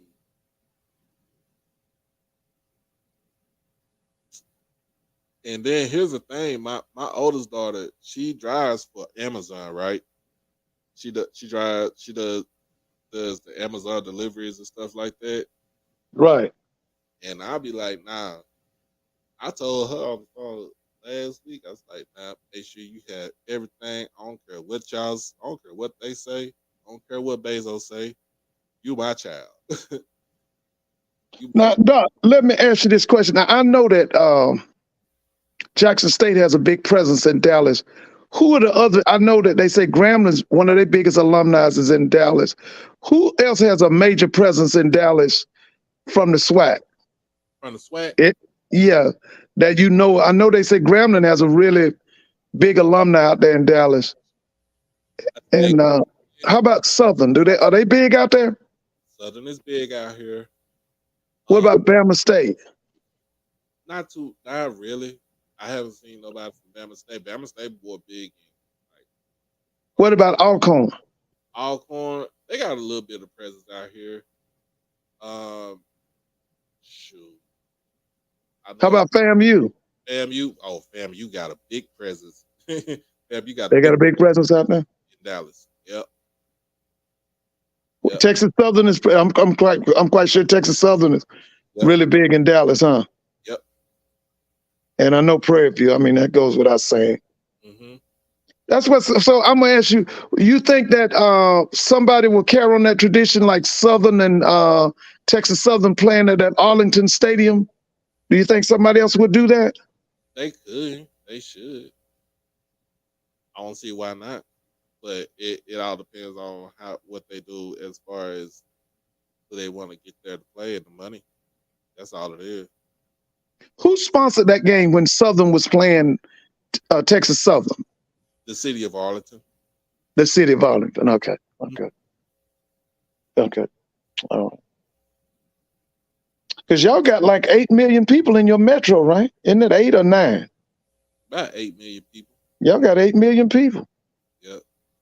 And it's crazy because just in our metro area, like Dallas, Fort Worth, Arlington, you got Grand Prairie, Mansfield. I wouldn't really count Mansfield, but then around Dallas, you got Plano, Richardson, Mesquite, uh, Garland. What I'm gonna even now, and then in the southern part of the county, you got Red Oak, Lancaster, Cedar Hill, DeSoto, Duncanville. Of course, where I'm at, Irving. Um, Irving, you got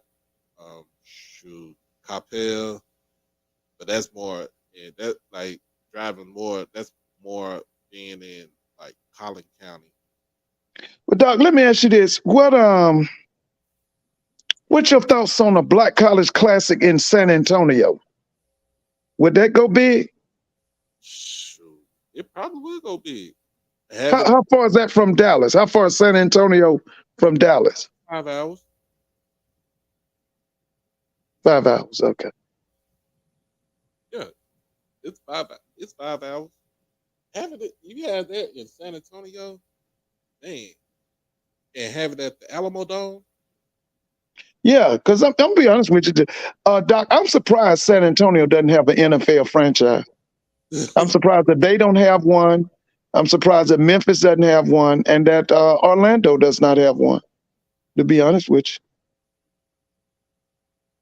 Well, of course, the reason why San Antonio ain't gonna have no franchise you. Mm-hmm. is Jerry Oh, Jerry Jones will block them. Block. Yeah, because Right. I see. Yeah. Okay. it's too close to his To fan base, Dallas. Dallas. Right. Okay. But in reality, so is Houston. And he didn't block Houston. Now, who's the oldest? The Houston Oilers. Who was the oldest here? Houston Oilers or the Dallas Cowboys? Cowboys. Okay. Okay. What'd you think about the Orlando getting the NFL team? They need one. Because they got that big old beautiful state, and that's where that Florida Classic is every year. And then that would be 4 teams in the state of Florida. So you got Tampa Bay, you got Jacksonville, you got Miami. You get a team in Orlando. Um, that would be nice. That would be nice. But like I said, like if you get a team in San Antonio, that's the reason why. And people got to understand that's the reason why they built the Alamo Dome. They built the Alamo Dome so they could try to get an NFL team in San Antonio. Right. But Jerry Jones blocks it every time. Yeah, I can see that. I can see that. Wouldn't that be the same thing in Orlando? Wouldn't Jacksonville block that? That's real. Isn't that close? Well, from Orlando to Tampa is closer. Orlando. Okay, but how far is Jacksonville to Orlando? That's close, isn't it? Jacksonville to Orlando is probably It's how many miles? It's about 2.5, 3 hours. Oh, I thought it was closer than that. Nah. Because remember, Jacksonville is closer to Georgia. Yeah, yeah, that's right. I'm from South Georgia. We knew about Jacksonville. You're right. Very close. Oh yeah. It said 1.5 hours. 1.5 hours what? From Jacksonville to Orlando. I thought it was something like that. So that means like what, 100, 120 miles? Close to it.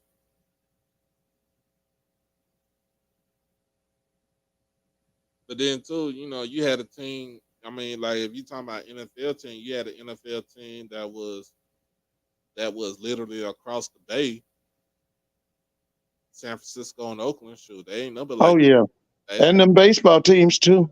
Yeah, they number like 30 miles apart.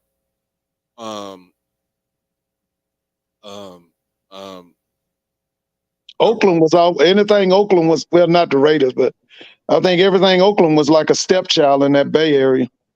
Yeah, and then the Rams and the Chargers now playing in the same stadium. And that's awful because that meant the Chargers left San Diego. That's a major city. Yeah, but the city didn't want to pay for them to get a new stadium. And then you said they didn't want to pay him? What did you say? I mean, they didn't want to build a new stadium. New stadium for them. Yeah. And then because theirs was it Jack Murphy? What was that San Diego stadium called? Wasn't it Jack Murphy? And then they owned by the Spanos, who's like almost one of the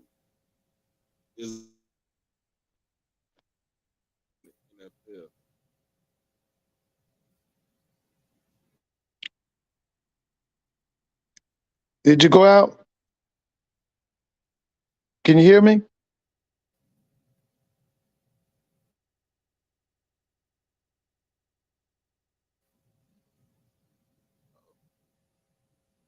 Doc, can you hear me?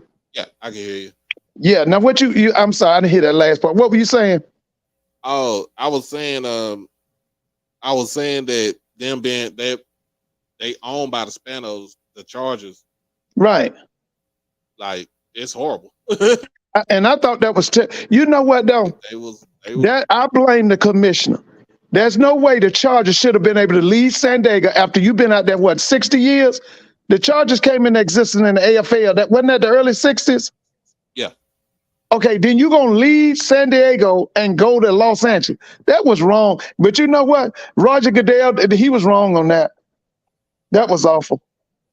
They should not have been allowed to leave San Diego, man. Those people in San Diego have been loyal to them 60 years, man. And then the other thing is they always mess over them Oakland teams too, because now you got the Oakland Athletics. They talking about they leaving. The Raiders, all them years, them people was good to the Raiders in Oakland. Then they moved that team to Vegas. That's not right. Mm-hmm. That's not right. Yep. And like I said, like it's just. And by the way, why did the Houston Oilers leave Houston? Was it money? Money. There's always money, huh? Money. Yeah. I think with the Oilers leaving out of Houston, I think it was because Bud Adams wanted to build a new stadium. That's right. I remember him, Bud Adams. I remember him. City of Houston was like, "Down, stay in the Astrodome because Don't. Yeah. your You're right, Miss Allen. You're right. You're right. because the um, Astrodome needed a lot of work, Yeah. and but they still had some years on their lease. So what do they use the Astrodome for now? Anything, or it's just there? It's just there. So everything is NRG? Yeah, everything is NRG, which is really like next. It's like literally next door. Right. That's right. Because I went out there when I saw it. I Yeah, like saw it. time they did some at the Astrodome was Hurricane was it it wasn't Katrina? it, Was it Hurricane Katrina? it was one Hurricane Katrina, but I think it was Hurricane Harvey though. Hey, is this true right here? EA says Nashville has more millionaires than any other city in the country. Is that true, Doc? I don't know. I know Nashville's supposed to be nice and growing. They got a lot of stuff coming through Nashville too. I didn't know it had the most millionaires. I don't know about having the most millionaires, but it is a Because nice. that sounds like something out of Texas would have the most millionaires, wouldn't it? Or New York. Yeah. No, New York's losing population.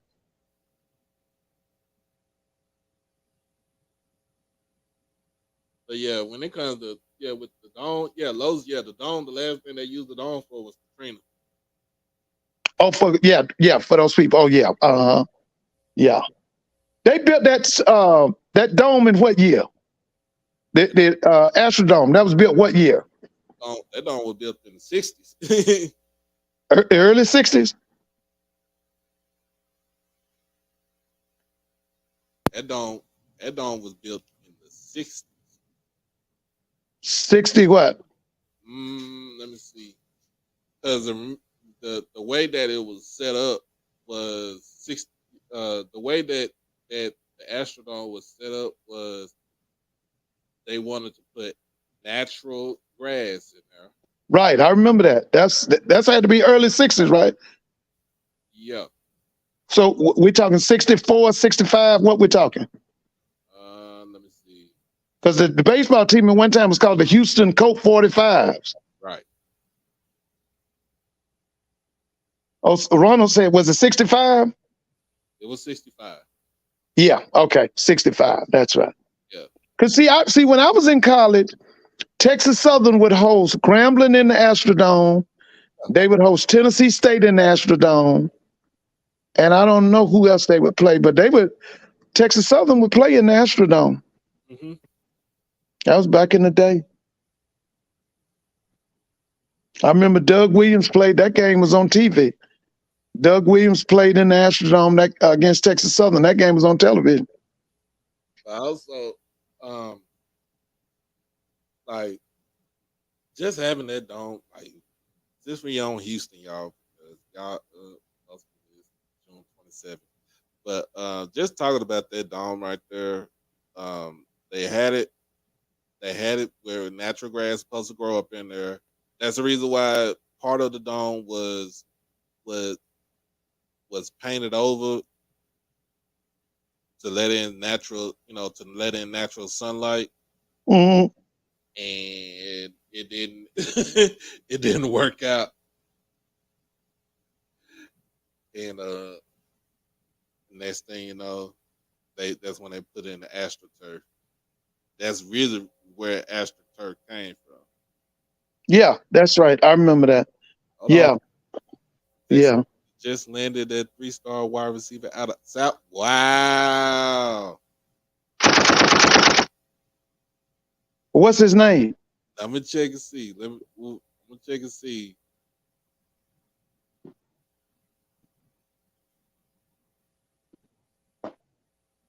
And by the way, Blue, how many games Texas Southern gonna win?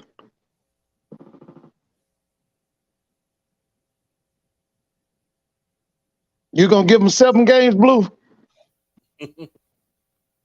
Blue, how many games Texas Southern gonna win?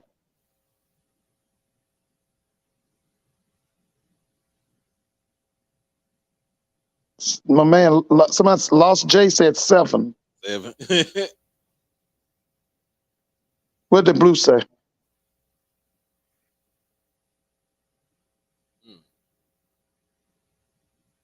He didn't say anything, but I'm trying to He didn't say nothing yet. They in the wild, wild west. Okay. Ooh. Ricky Evans Jr.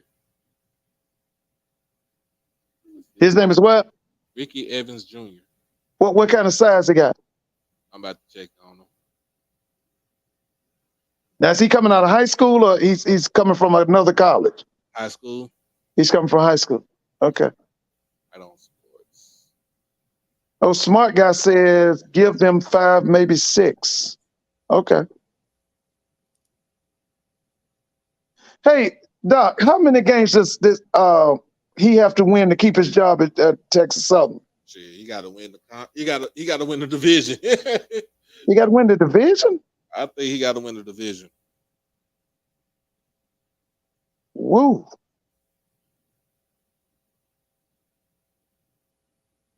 He got to win the division to keep his job. Yep.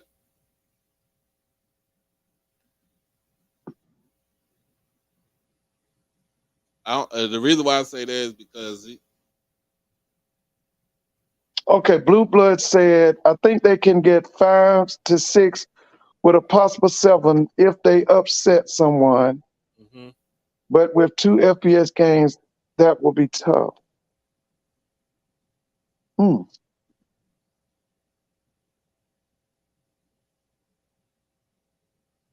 He picked up Everett Todd. I thought that was a boss move. He went to Texas Southern as defense coordinator. Mm-hmm. I'm a Everett Todd fan. I think he's really good. Oh, Logic, why are people so down on McKinney? I thought McKinney did a good job last year. I thought he was going to pull out that Alabama A&M game last year, but that's they didn't win it. I watched that on TV last year. Yeah. Let's see. I don't see where his site is. Hey, Blue, how about your boy Nick Saban going up there to complain about them athletes getting money, and every year he get $1 million raise? Now, how sissified can you be? Yeah, he up there. He went to Washington D.C. to complain about them athletes getting money. He get a raise every year.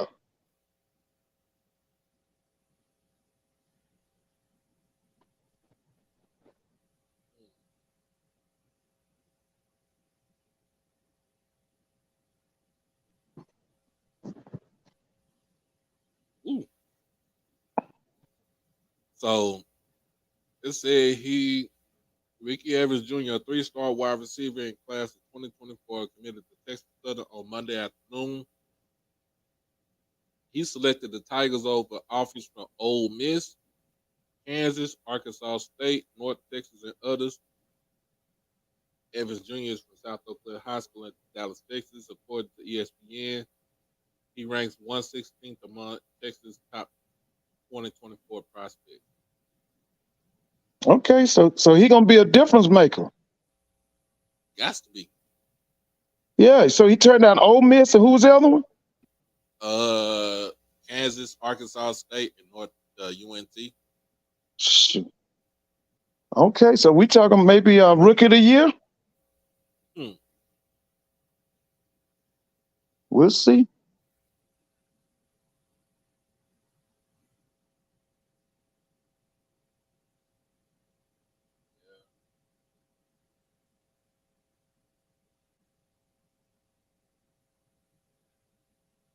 Yeah, I think Blue, you right. You right, Blue. The swing game is that game when they play Grambling. Okay, what did Blue say? He said the swing game for Texas Southern is Grambling because they got to go to the hole to play them. What number is that? What game number is that?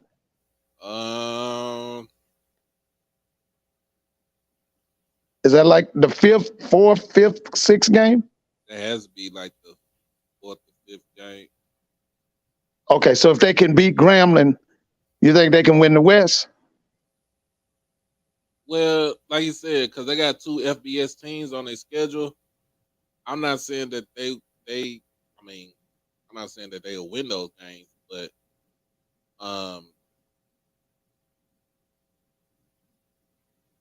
I'm not gonna say they'll win those games. But they have to start off fast. Like I said, they got to start out the way Texas Southern has to start off is you gotta win The what do y'all call that's the Labor Day Classic, right? a classic. You know what? I think that game will probably be televised, Doc.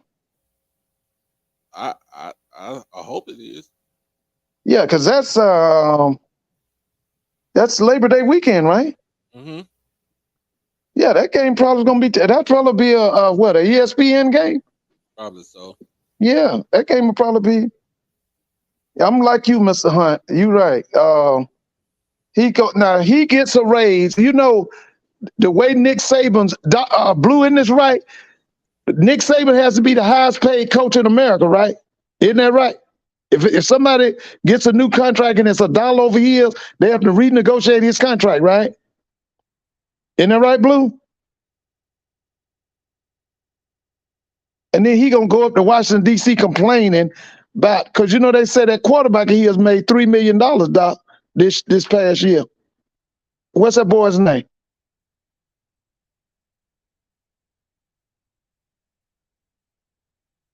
You can hear me, Doc? Can't hear me. Yeah, my bad. Yeah, what's the quarterback's name at Carolina now? And Carolina, Bryce Young. Bryce Young. Yeah, they said some of them said that Bryce might have made $3 million last season. Oh, probably so. I know. You seen the girl Dunn? She flew the whole gymnastics team up to the College World Series. Did you see that? She's a gymnast. This girl's got like millions of followers. Is it Olivia? Somebody tell me. Her last name is Dunn. She's a gymnast at LSU. You know, she got like millions of followers. But she flew the entire gymnastics team up to the College World Series up in, was it Omaha? Because, you know, LSU won the Division I baseball, right? Last night, wasn't it? Yeah, that I was about to say congratulations to the LSU. That's it. Hunt said it. Olivia Dunn. Yeah. You know about her, Doc? You know about her, right? I know a little bit. Oh man, she making big money, man. This she's hooked up with NASCAR and she's hooked up with somebody, but she's got millions of followers. I don't think like 1 or 2, maybe 3 million followers. And she's a gymnast for LSU. Okay. Come on, I'll see what's up with that. Yeah, but shout out to LSU for winning the College World Series last night. Oh yeah, yeah. After getting shellacked, that yes, they did.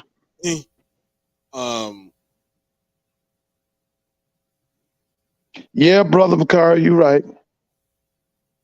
Listen, LSU, you know that baseball program is super, but that SEC baseball is dominant because they win that thing almost every year. Yeah, if it ain't LSU, it's South Carolina. And if it ain't, didn't Ole Miss win it a year too? What was it, last year? 2 years ago? A couple of years ago. Yeah. Miss Vanderbilt. Yeah, Vanderbilt. Then Vanderbilt put all them players in the pros, all them players in Major League Baseball. Like if it ain't like they turn out some baseball players. I would give the SEC that. I just won't send them to them for football. Now, Doc, I was very impressed this year. You know, I watched the SWAC baseball tournament here in Atlanta. Mm-hmm. I was very impressed. I'm impressed with the location. It was some good. Now, after the first 2 days, I thought the winner would be Alabama State or Grambling. And then FAMU comes back and win that thing out of the losers bracket. I thought that was great. Right. I thought that was really great. But I thought the SWAC baseball tournament was really good this year. I thought it was really good. I think so? Yeah, I think it was. Somebody said that pitching help. Oh, you talking about for FAMU? No, the pitching for the SWAC held us back a little bit. I mean, Yeah, but I thought FAMU had the best pitching staff. I thought they had matter of fact, I thought that's why they won it. I I thought they had the best pitching staff. And then I saw FAMU play Florida in that what you call it, the regional. They hmm didn't look bad. They didn't look bad at all. No, they ain't look bad. But you You said know, the guy that's the coach, shoot. Jamie Shoot. hmm I think Yeah, they're going to give him some more money or give his staff some more money. They're going to lose him. They're going to give him some money because he's running a good program. it should be in Atlanta again next year. So I I don't. hope so too. I thought it was a great choice to pick Atlanta. I didn't know how that was going to work out, but that was a great choice. So what how many years is that contract? I haven't seen it. Right, because that was a good choice. They over at Georgia Tech. That's downtown. Yeah, that was a great choice. A beautiful facility. Yeah, they said that pitching was bad throughout the season. But I don't think it was just pitching. I just think that everybody was on the same playing field. Huh? I think everybody was just on the same playing field. I got a question for you, Mr. Ford. What do you think about Durant getting 25 games? The kid in Memphis. Yeah. I was very disappointed in him and his family. They calculated he's going to lose $10 million. Mm-hmm. I mean, that's crazy to me. I just hope I hope he wises up, get himself together. Because I'm a fan of his. I like him. I like the way he plays. Right. Yeah. But yeah, they said the other night he's going to lose $10 million. That's ridiculous. That's ridiculous. For him, so now that because he's suspended for 25 games, he won't be eligible for any All NBA teams. Right. Yeah, that's right. That's right. Yeah. Before all of that stuff, I thought they were one of the best teams in the NBA. Mm-hmm. Especially after the first half, Yeah, I thought they were probably the best team in the West. I think it was too. I think it was too. I think they kind of teeter off a little bit, and I Yeah. think Phoenix make jump jump them in a sense. So, but like I said, I said this though. He better be glad David Stern ain't alive right now. Oh yeah. He better be glad David Stern ain't alive. David Stern probably would have threw the whole book at him. Yeah. To be honest with you, I kind of thought they might do it this year. I kind of, because he is. I mean, you could say he's a poster child. He's one of the faces of the NBA. And what I'm saying, I gotta tell people like, look, David Stern he wasn't a dictator, but he wasn't. He was pro league. Right. It was pro league. He I won't say he wasn't pro player, but he had a certain players that he looked out for. But he was pro league. Well, Jordan was his main boy. Jordan was, And now they say that it's now acknowledged that he rigged the '85 draft so that the Knicks could get Patrick Ewing.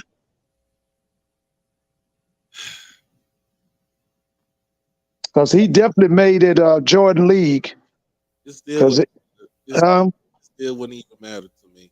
All I say is, with that, Jordan went number 3, Sam Bowie went number 2. that's pathetic. That's pathetic. Sam Bowie played what, 2 years, 3 years? How many years did he play? He played in the league for like 12, 10 years. Sam Bowie played in the league 10 years? Yeah. With Portland? Portland and New Jersey. He played in the league for 10 years. Damn. You know what? I'm about to look that up. Doc, I didn't know that. I thought he had injuries throughout his career. I didn't know he played 10 years. Yeah, he had injuries throughout his career, but I'm just saying, like, he had those injuries to me with Sam Bowie was factor in as far as him being growth spurt. Like his body, his frame didn't grow at the same rate with his whole body. Like Oh, yeah. I think he's raising horses or something now, isn't he? raising horses and racing them too. So That's right. Yeah. it ain't like the man Yeah. that's slouchy because he's still a millionaire. Yeah, because it was Kentucky had him and a guy named Melvin Turpin, wasn't it? Wasn't it Melvin Turpin? Yeah. Yeah, Mel Turpin. That's what they called him, Mel Turpin.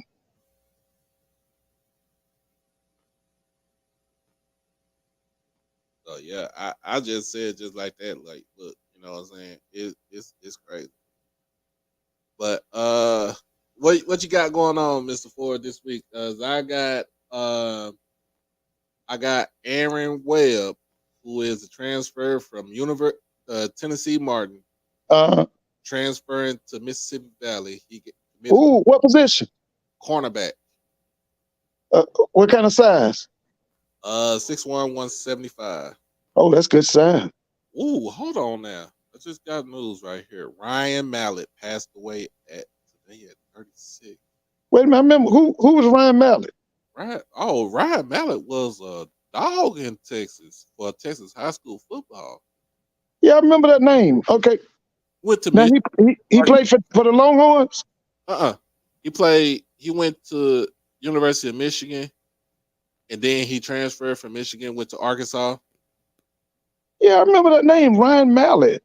And wait a minute. He was that tall quarterback? Yeah, 6'7". He went to the New England Patriots. Right. What happened to him? I'm about to read it off, y'all. Oh, yeah. I remember Ryan Mallett. Former Arkansas quarterback Ryan Mallett, who went on to have a 7-year career in the NFL, died Tuesday in an apparent drowning at a Florida beach. According to the Okaloosa County Sheriff's Office, he was 35 years old. The Sheriff's Office said first responders were called to a beach in Destin, Florida around 2:12 p.m. local time as a group of people swimming in the Gulf of Mexico near a sandbar struggled to make their way back to shore. One of the individuals, later identified as Mallett, was not breathing when he was pulled out of the water and was transported to a local hospital where he was pronounced dead. It is with great sadness that we share the loss of Coach Ryan Mallett. Whitehall, the Arkansas school district where Mallett coached high school football, wrote in a post on its website, Coach Mallett was a beloved coach and educator. We ask that you remember his family, teams, students, fellow coaches, and the Whitehall School District staff in your prayers. Mallett played for the University of Michigan for one season before transferring to Arkansas, where he passed for 7,400. Yep, that's him. And 62 touchdowns in 2 seasons. As a redshirt sophomore in 2009 under Coach Bobby Petrino, he led the Razors record and the win in the Liberty Bowl, for which he earned offensive MVP honors. His best season came in 2010 when he threw for 3,869 yards, 32 touchdowns, and 12 interceptions with a 64.7 completion percentage, earning second team All-SEC honors for a second straight year. He finished 7th in voting for the 2010 Heisman Trophy. We are shocked and saddened by the passing of Brian Mallett, the Arkansas football program said in a statement posted on Twitter. He was a Razorback legend with in-life talent and a personality to match. He led our program to some of our best moments in recent memory. He will be missed by everyone who knew him. Our thoughts and prayers are with his mother, Debbie, and his extended family. And then the New England Patriots selected Mallett in the 3rd round of the 20th NFL draft at number 74 overall. Coach Belichick explained at the time that the team could never have enough depth at quarterback, which led to them selecting Mallett as one of Tom Brady's backups. We just felt like he was a good player, Belichick said at the time. He's won everywhere he's been, high school, college. He's an impressive guy to talk to. Belichick detailed how the Patriots have followed Mallett's college career, starting at Michigan in 2007. And that's the year that he was with Rich Rodriguez. And then Yeah, when he transferred to Arkansas as a result of a new Wolverines coaching staff installing a different offense. That's when Brady Hoke came in and changed everything around.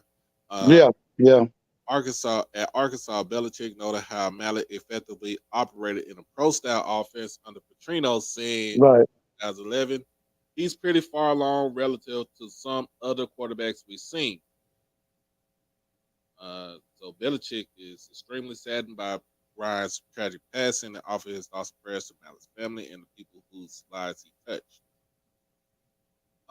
See, he was traded to the Houston Texans ahead of the 2014 season, where he played 9 games, making 6 starts over parts of 2 seasons with the team before he was released in October 2015. He subsequently signed with the Baltimore Ravens, for whom he made 2 starts and 8 appearances through 2017.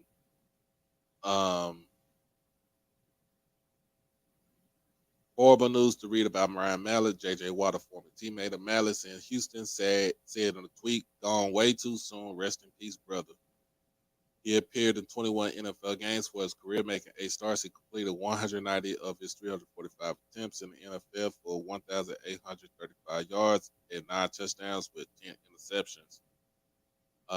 2022, he was hired as the head football coach at Whitehall High School in his native Arkansas after beginning his coaching career as an assistant at Mountain Home High School. So he said I always knew I was going to coach. It's just natural for me. I understand it. I get how everything works, and then I just love football. You get to teach kids the right way at a young age, and that's something I really enjoy. That's crazy, y'all. I watch. That's the last time Arkansas was kind of top 25, right? With Yeah, Ryan Mallett and them, right? I'm Mallett. Um, watching that, man, watching him in high school, cause he's from Texarkana, y'all. Uh-huh. He's born on the Arkansas side, but he played high school ball on the Texas side. Right. Um, in fact, they won state one year, and was it? Let me see. Did they win state? Because I have to make sure they won state one year. Um,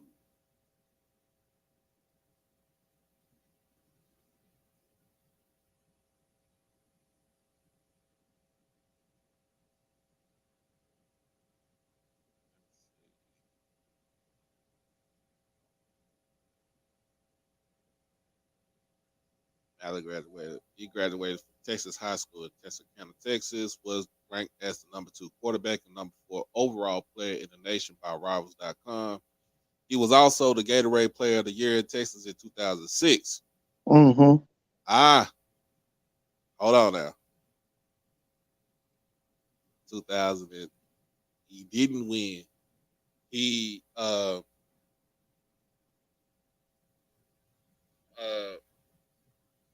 at Stafford beat him.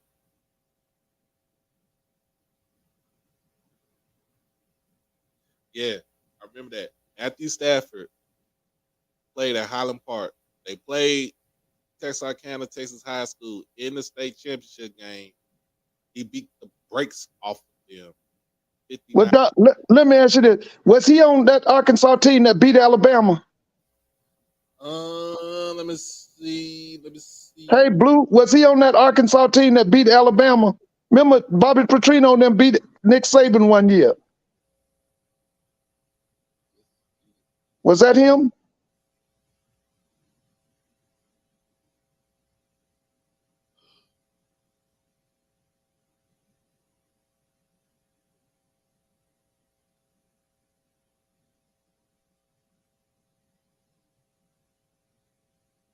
Nope, he lost to Alabama. Oh, he lost both years? Yeah. Okay. Okay. Mm.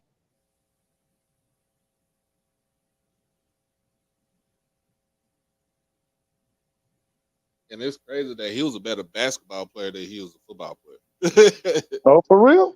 Yeah, he was a beast in basketball. Mm. He was a beast in basketball. I mean, when you 6'7", Yeah, I remember. That's what I remember about him. He was 6'7". yeah, and yeah, Blue GJ Kenny when he came out of high school in the state of Texas, he was at first first couple of years he was at uh Kent High School, and then I think his senior year because his dad. This is after his dad came back from getting shot by one of those parents in the high school at the high school and in the football facility at the high school. So his dad, Gary Joe, became was it a linebackers coach? It was one of the position coaches for Baylor. So he ended up moving with his mom to Gilmer, and then when he was at Gilmer, he just shredded everything up at Gilmer. So Mm. So what did this other kid y'all talking about? GJ, where did he go to college? GJ Kenny started off at University of Texas, and then he transferred to Tulsa. Oh, okay, he went to Tulsa. Okay, Mhm. okay. And pretty much he has every record at Tulsa as a quarterback. But yeah, man, that's crazy. Um, that's crazy to hear about that. You got anything coming up, Mr. Ford? I'm just watching these Braves, man. We got a, let's see, the game starts tomorrow, I think at 12:10 or something. Mm-hmm. And I can't think who's coming in here for the weekend. But I'm enjoying, like I say, if anybody coming to Atlanta, make sure you go see the Braves. They hot, and they might have the best player in baseball. This Ronald Acuna. He might be the best player in baseball, man. It's another dude that's a good player that's uh for Cincinnati. Oh, yeah. We saw him this weekend. He's something else. He's 6'5". Middle, Cruz or something like that. Oh, he's awesome. yeah, Oh, he's awesome, man. yeah. He's exciting to watch, too. The Cincinnati Reds ain't been nothing in, what, 20 years? When the last time Cincinnati had a decent team? It's been a while. It's been a It's while. been a while. Because, when I was growing up, it was the big red machine, baby. Pete Rose, Joe Morgan, Johnny Bench, Tony Perez, Cesar Geronimo, Ken Griffey Sr. The Rangers are playing the Tigers right now. Oh, where are they? And are they in Texas? Or are they in Detroit? They in Arlington. Or Sure. they in Arlington? Okay. As best they Y'all still in first place, right? yeah, they still in first place. And then right behind their heels is the Astros. Oh, yeah. That's Dusty Baker. Mm-hmm. They just had the Yankees in for this series this past weekend. Man, they say the Yankees are terrible. They say the Yankees are pitiful without my man, big man. Without You know, who I'm talking about, Judge. yeah, yeah, we just had the Yankees in. They can't score no run. What did y'all do with them? Did y'all sweep them? No, we didn't sweep. They got us 2 out of 3. They beat y'all 2 out of 3. Beat us 2 out of 3. Mm. Oh, EA said Supreme Court about to rule on affirmative action. Oh, okay, okay. Yeah. Wanted to know about that too. EA, give me an update on that for real. If they hand that down, we gonna talk about that too. Yeah. So we got the Tigers 4-game series, no 3-game series right now, and then the Astros is 4 game. Okay, the Astros coming to Arlington. Yep. Oh, that's gonna be big. That's gonna be big right there. Yep. Hopefully, I'll see some of that on Major League Baseball. And then we got the Red Sox. Then we go to the Red Sox for a 3-game series starting on 4th of July. Y'all go to Boston. Uh-huh. Oh yeah, they're not doing too good, are they? Boston at 500 right now. Okay, they're fine. Yeah, because I never did understand why they got rid of Mookie Betts. Oh, that was the dumbest. That was Yeah, they gave him to the Dodgers for nothing. the dumbest move on them. I was like, y'all, they really gave up their whole team. Yeah, they gave Bogart. You know, Bogarts is now with the San Diego Padres. Mhm.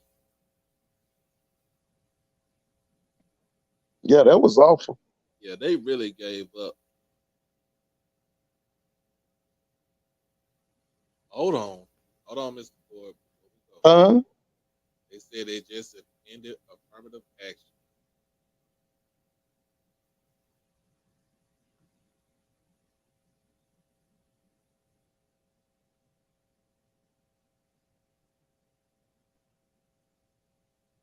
Did you hear me? What did it say? They just they just ended affirmative action. Well, that just means they don't want you at their schools no more.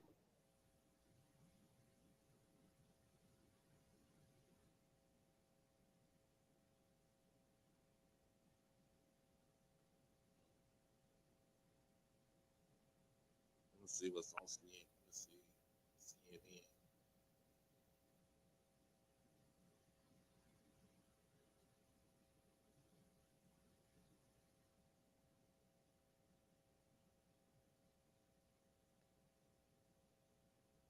Did they say anything else about affirmative action? I haven't seen anything. Let me see.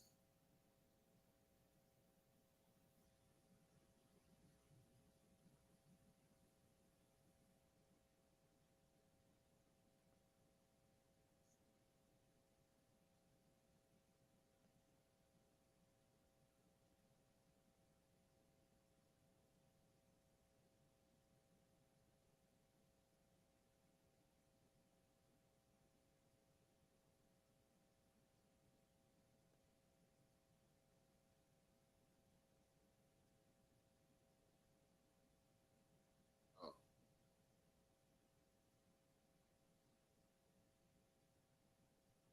Alice said they put the battery in Asians back. Well, Wow. they used the agents to get what they wanted. Yeah, yeah. They basically used the agents claimed that affirmative action was discriminatory toward them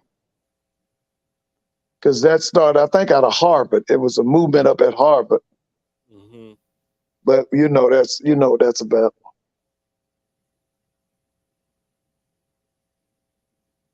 Well, it's look like it just about to go right back into the early ages now. Yeah, the MAGA crowd said they want to go back to the 50s. They said that's the last time they enjoyed. America was back in the 1950s. They want to go back to the 50s.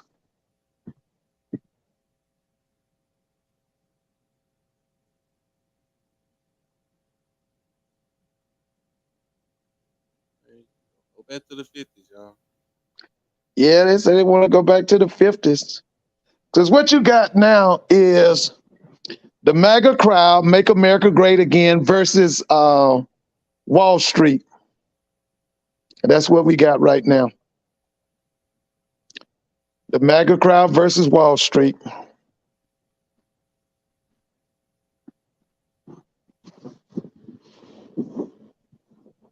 What it is, going back to the good old Jim Crow days. Yeah, yeah. Hey, That feel like, but I don't know how that is. I don't know what that experience is, but what my granny used to tell me, my great grandma used to tell me, I don't want to live them days. yeah. Hey, man. Like I say, this is the MAGA crowd versus Wall Street.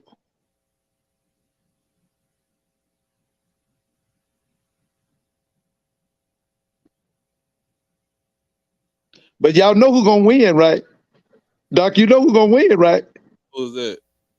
I said the MAGA crowd versus Wall Street. You know who's gonna win, right?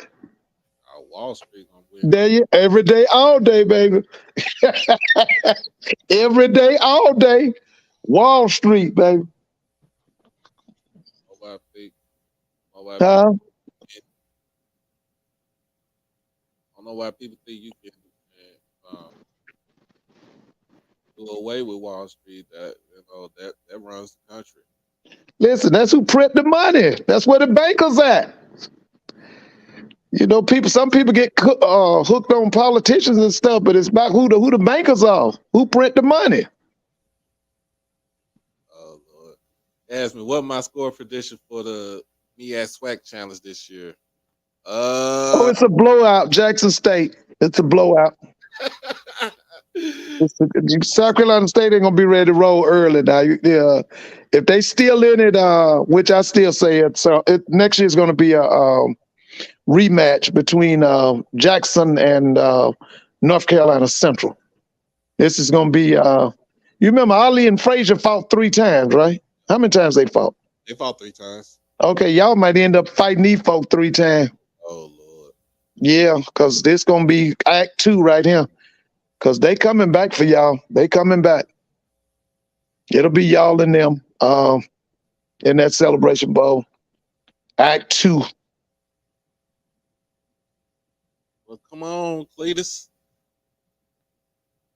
Come on, Cletus. That's how I see. Huh? Tell them, come on, Cletus. Oh yeah. Yeah. I hadn't had a chance to look at South Carolina State's first 4 games. Are they pretty rough games? Because they always try to load up with them FBS schools first.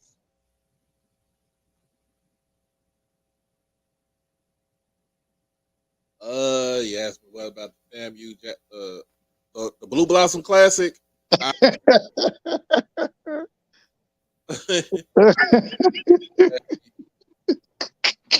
not gonna be a blowout, but it'll be some scoring. But it will be. Oh yeah. I think it's gonna be some scoring too. I say we win by 10. I say 34-24 Jackson State.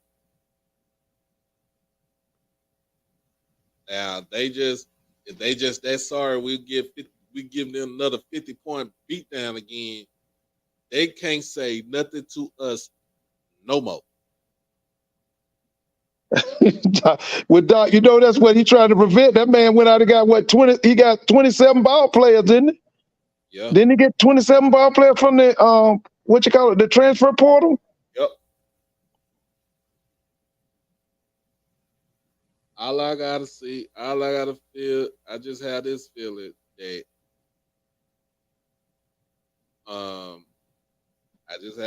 we'll win by 10. But like I said, if it's another 50-point blowout, you can't talk to me about nothing else for the rest of the season. But nothing. Yeah, Doc, I don't think it'll be 50 points this time. That's what I'm saying. If it is over 50 points, you cannot talk to me. You can't. Listen, man, if it's over 50 points again, he ain't gonna be able to go back to Tallahassee. Gonna go back to Tallahassee. Go back to Tallahassee, man. No, it ain't gonna be 50 points. Like I said, he went and I think they say he got 27 ball players. Didn't he? Yeah, he would not even touch down in Tallahassee. They will pull a No, like you say, he'd have touchdown in Thomasville. They will pull a Lane Kiffin on that man. Oh man, yes, they will. No, they can't get. I think it's gonna be close. I think it's gonna be close now. I think it'll be, like I said, I think it'll be an entertaining game. Yeah, it'll be entertaining. Yeah, it'll be an entertaining game now because they went and got some people now. Now you know, Doc, they refurbished that during wide receiver room. They got some burners in that wide receiver room. Well, we'll see. Yeah, we'll see. We'll see. I don't think it's gonna be no 50 points again, though. And so you say you got the Braves coming in. The Braves. Yeah. I got to see who they got for this weekend. I know they've taken the first 2 from the Minnesota Twins. They'll play tomorrow at 12 noon or 12:30. And like I say, man, this guy, what you think of him, Doc? Ronald Acuna. Have you seen him? He a dog. He is, man. He's. I think the cat might be the best player in the major leagues, man. He a dog. I'm a and I love Ronald Acuna. And like Yeah, I do too, man. I like him too.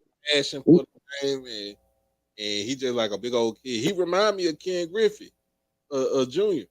You think he that good? Yeah, long as he can stay healthy. Yeah, yeah. And he's been healthy this year, and he tagging, he running the bases, he playing good defense, hitting for average, and he leads off. He's the number one hitter. Oh yeah. Now that's the only thing Ken Griffey Jr. didn't do. He didn't lead off. No, he was a three hitter, wasn't he? He was in that third spot. Third spot, yeah. Really, to me, Acuna should be in that third spot too. Yep. He's like a three hitter too, but I mean, you can't argue with what he's doing at that leadoff spot. I think Alves should be Ozzy. I think Ozzy Alves should be the leadoff. Oh yeah. How you like Michael Harris, the center fielder? Michael Harris Jr. Yeah, the young boy. He's only like 21 or 22 years old. He got a good future there. And listen, you see this shortstop we got, Arcia? That boy is the truth, man. See, I just like baseball altogether. Yeah, I am. I'm a baseball person. I grew up in a baseball family, man. My folks, my grandparents, all them love baseball. Yeah, they love. Yeah. So, We didn't have a choice, man. We used to listen to baseball on the radio. You'd listen at it in your house on the radio, and you would get in the car, and it would be different baseball games on in the car. I got but and I'm gonna talk about this, but I'm gonna get you back on here on Thursday. Okay. Interview. So we can talk some more baseball and some more sports and see what's the issue with their affirmative actions. Okay. All right. Well, listen, have a good night, okay? All right, thank you. Okay. All right. Oh yeah. It's always good to talk baseball and good other stuff. Man, it is. Let me let y'all know. It is June 27th for all my Texas folks. You already know what it is. You already know how it is. Y'all know what it is. What it be. The most famous freestyle. And it was masterminded by that man, DJ Screw. Now, I'm not gonna play the actual song because one, it's 37 minutes long, and then two, I'm trying not to get hit with the copyright. But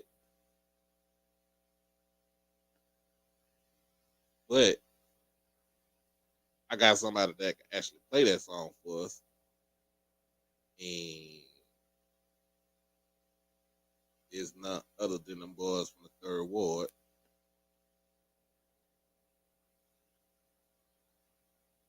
The Ocean of Soul.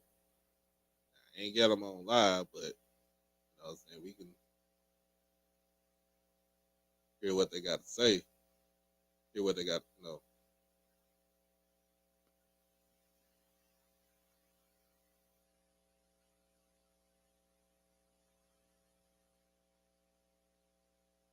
I just have to put it on here because, for one, that freestyle right there was iconic because it gave us so many. It gave us so many lines, hooks, punchlines, phrases, and it's just so significant with just being Texas all together, y'all. But I'm gonna go ahead and let y'all.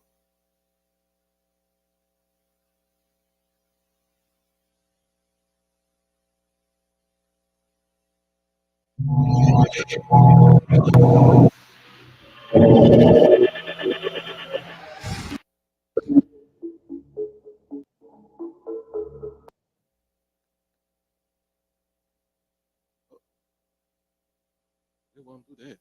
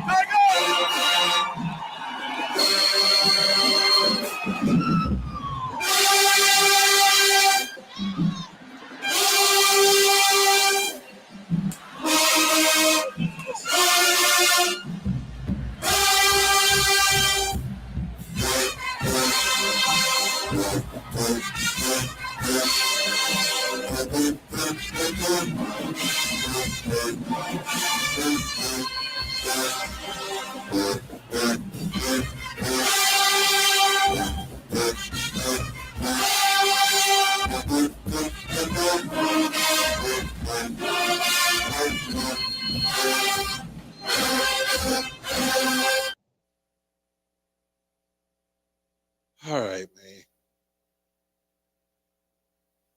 Like I said, rest in peace to Big Mo, rest in peace to Big Hawk, rest in peace to Fat Pat, rest in peace to Big Pokey, rest in peace to the innovator, to the main, to the one who made all this come together, DJ Screw, legendary here in the state of Texas. I am your man, Doc Holiday. This has been HBCU Tonight in conjunction with HBCU Overdrive. If you haven't done it by now, make sure that you like the stream, make sure that you comment, share, and most of all, subscribe, become part of the family. If y'all can hear me now, put a thumbs up. If not, we can go ahead and call it a night. But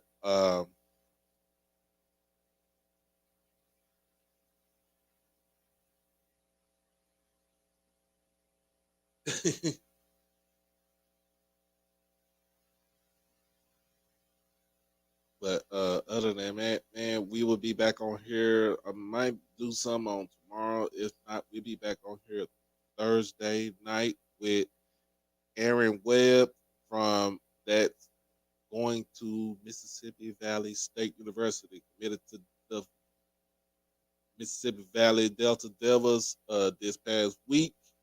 And we talk about see what he's getting into, what's going on, and why he chose Valley.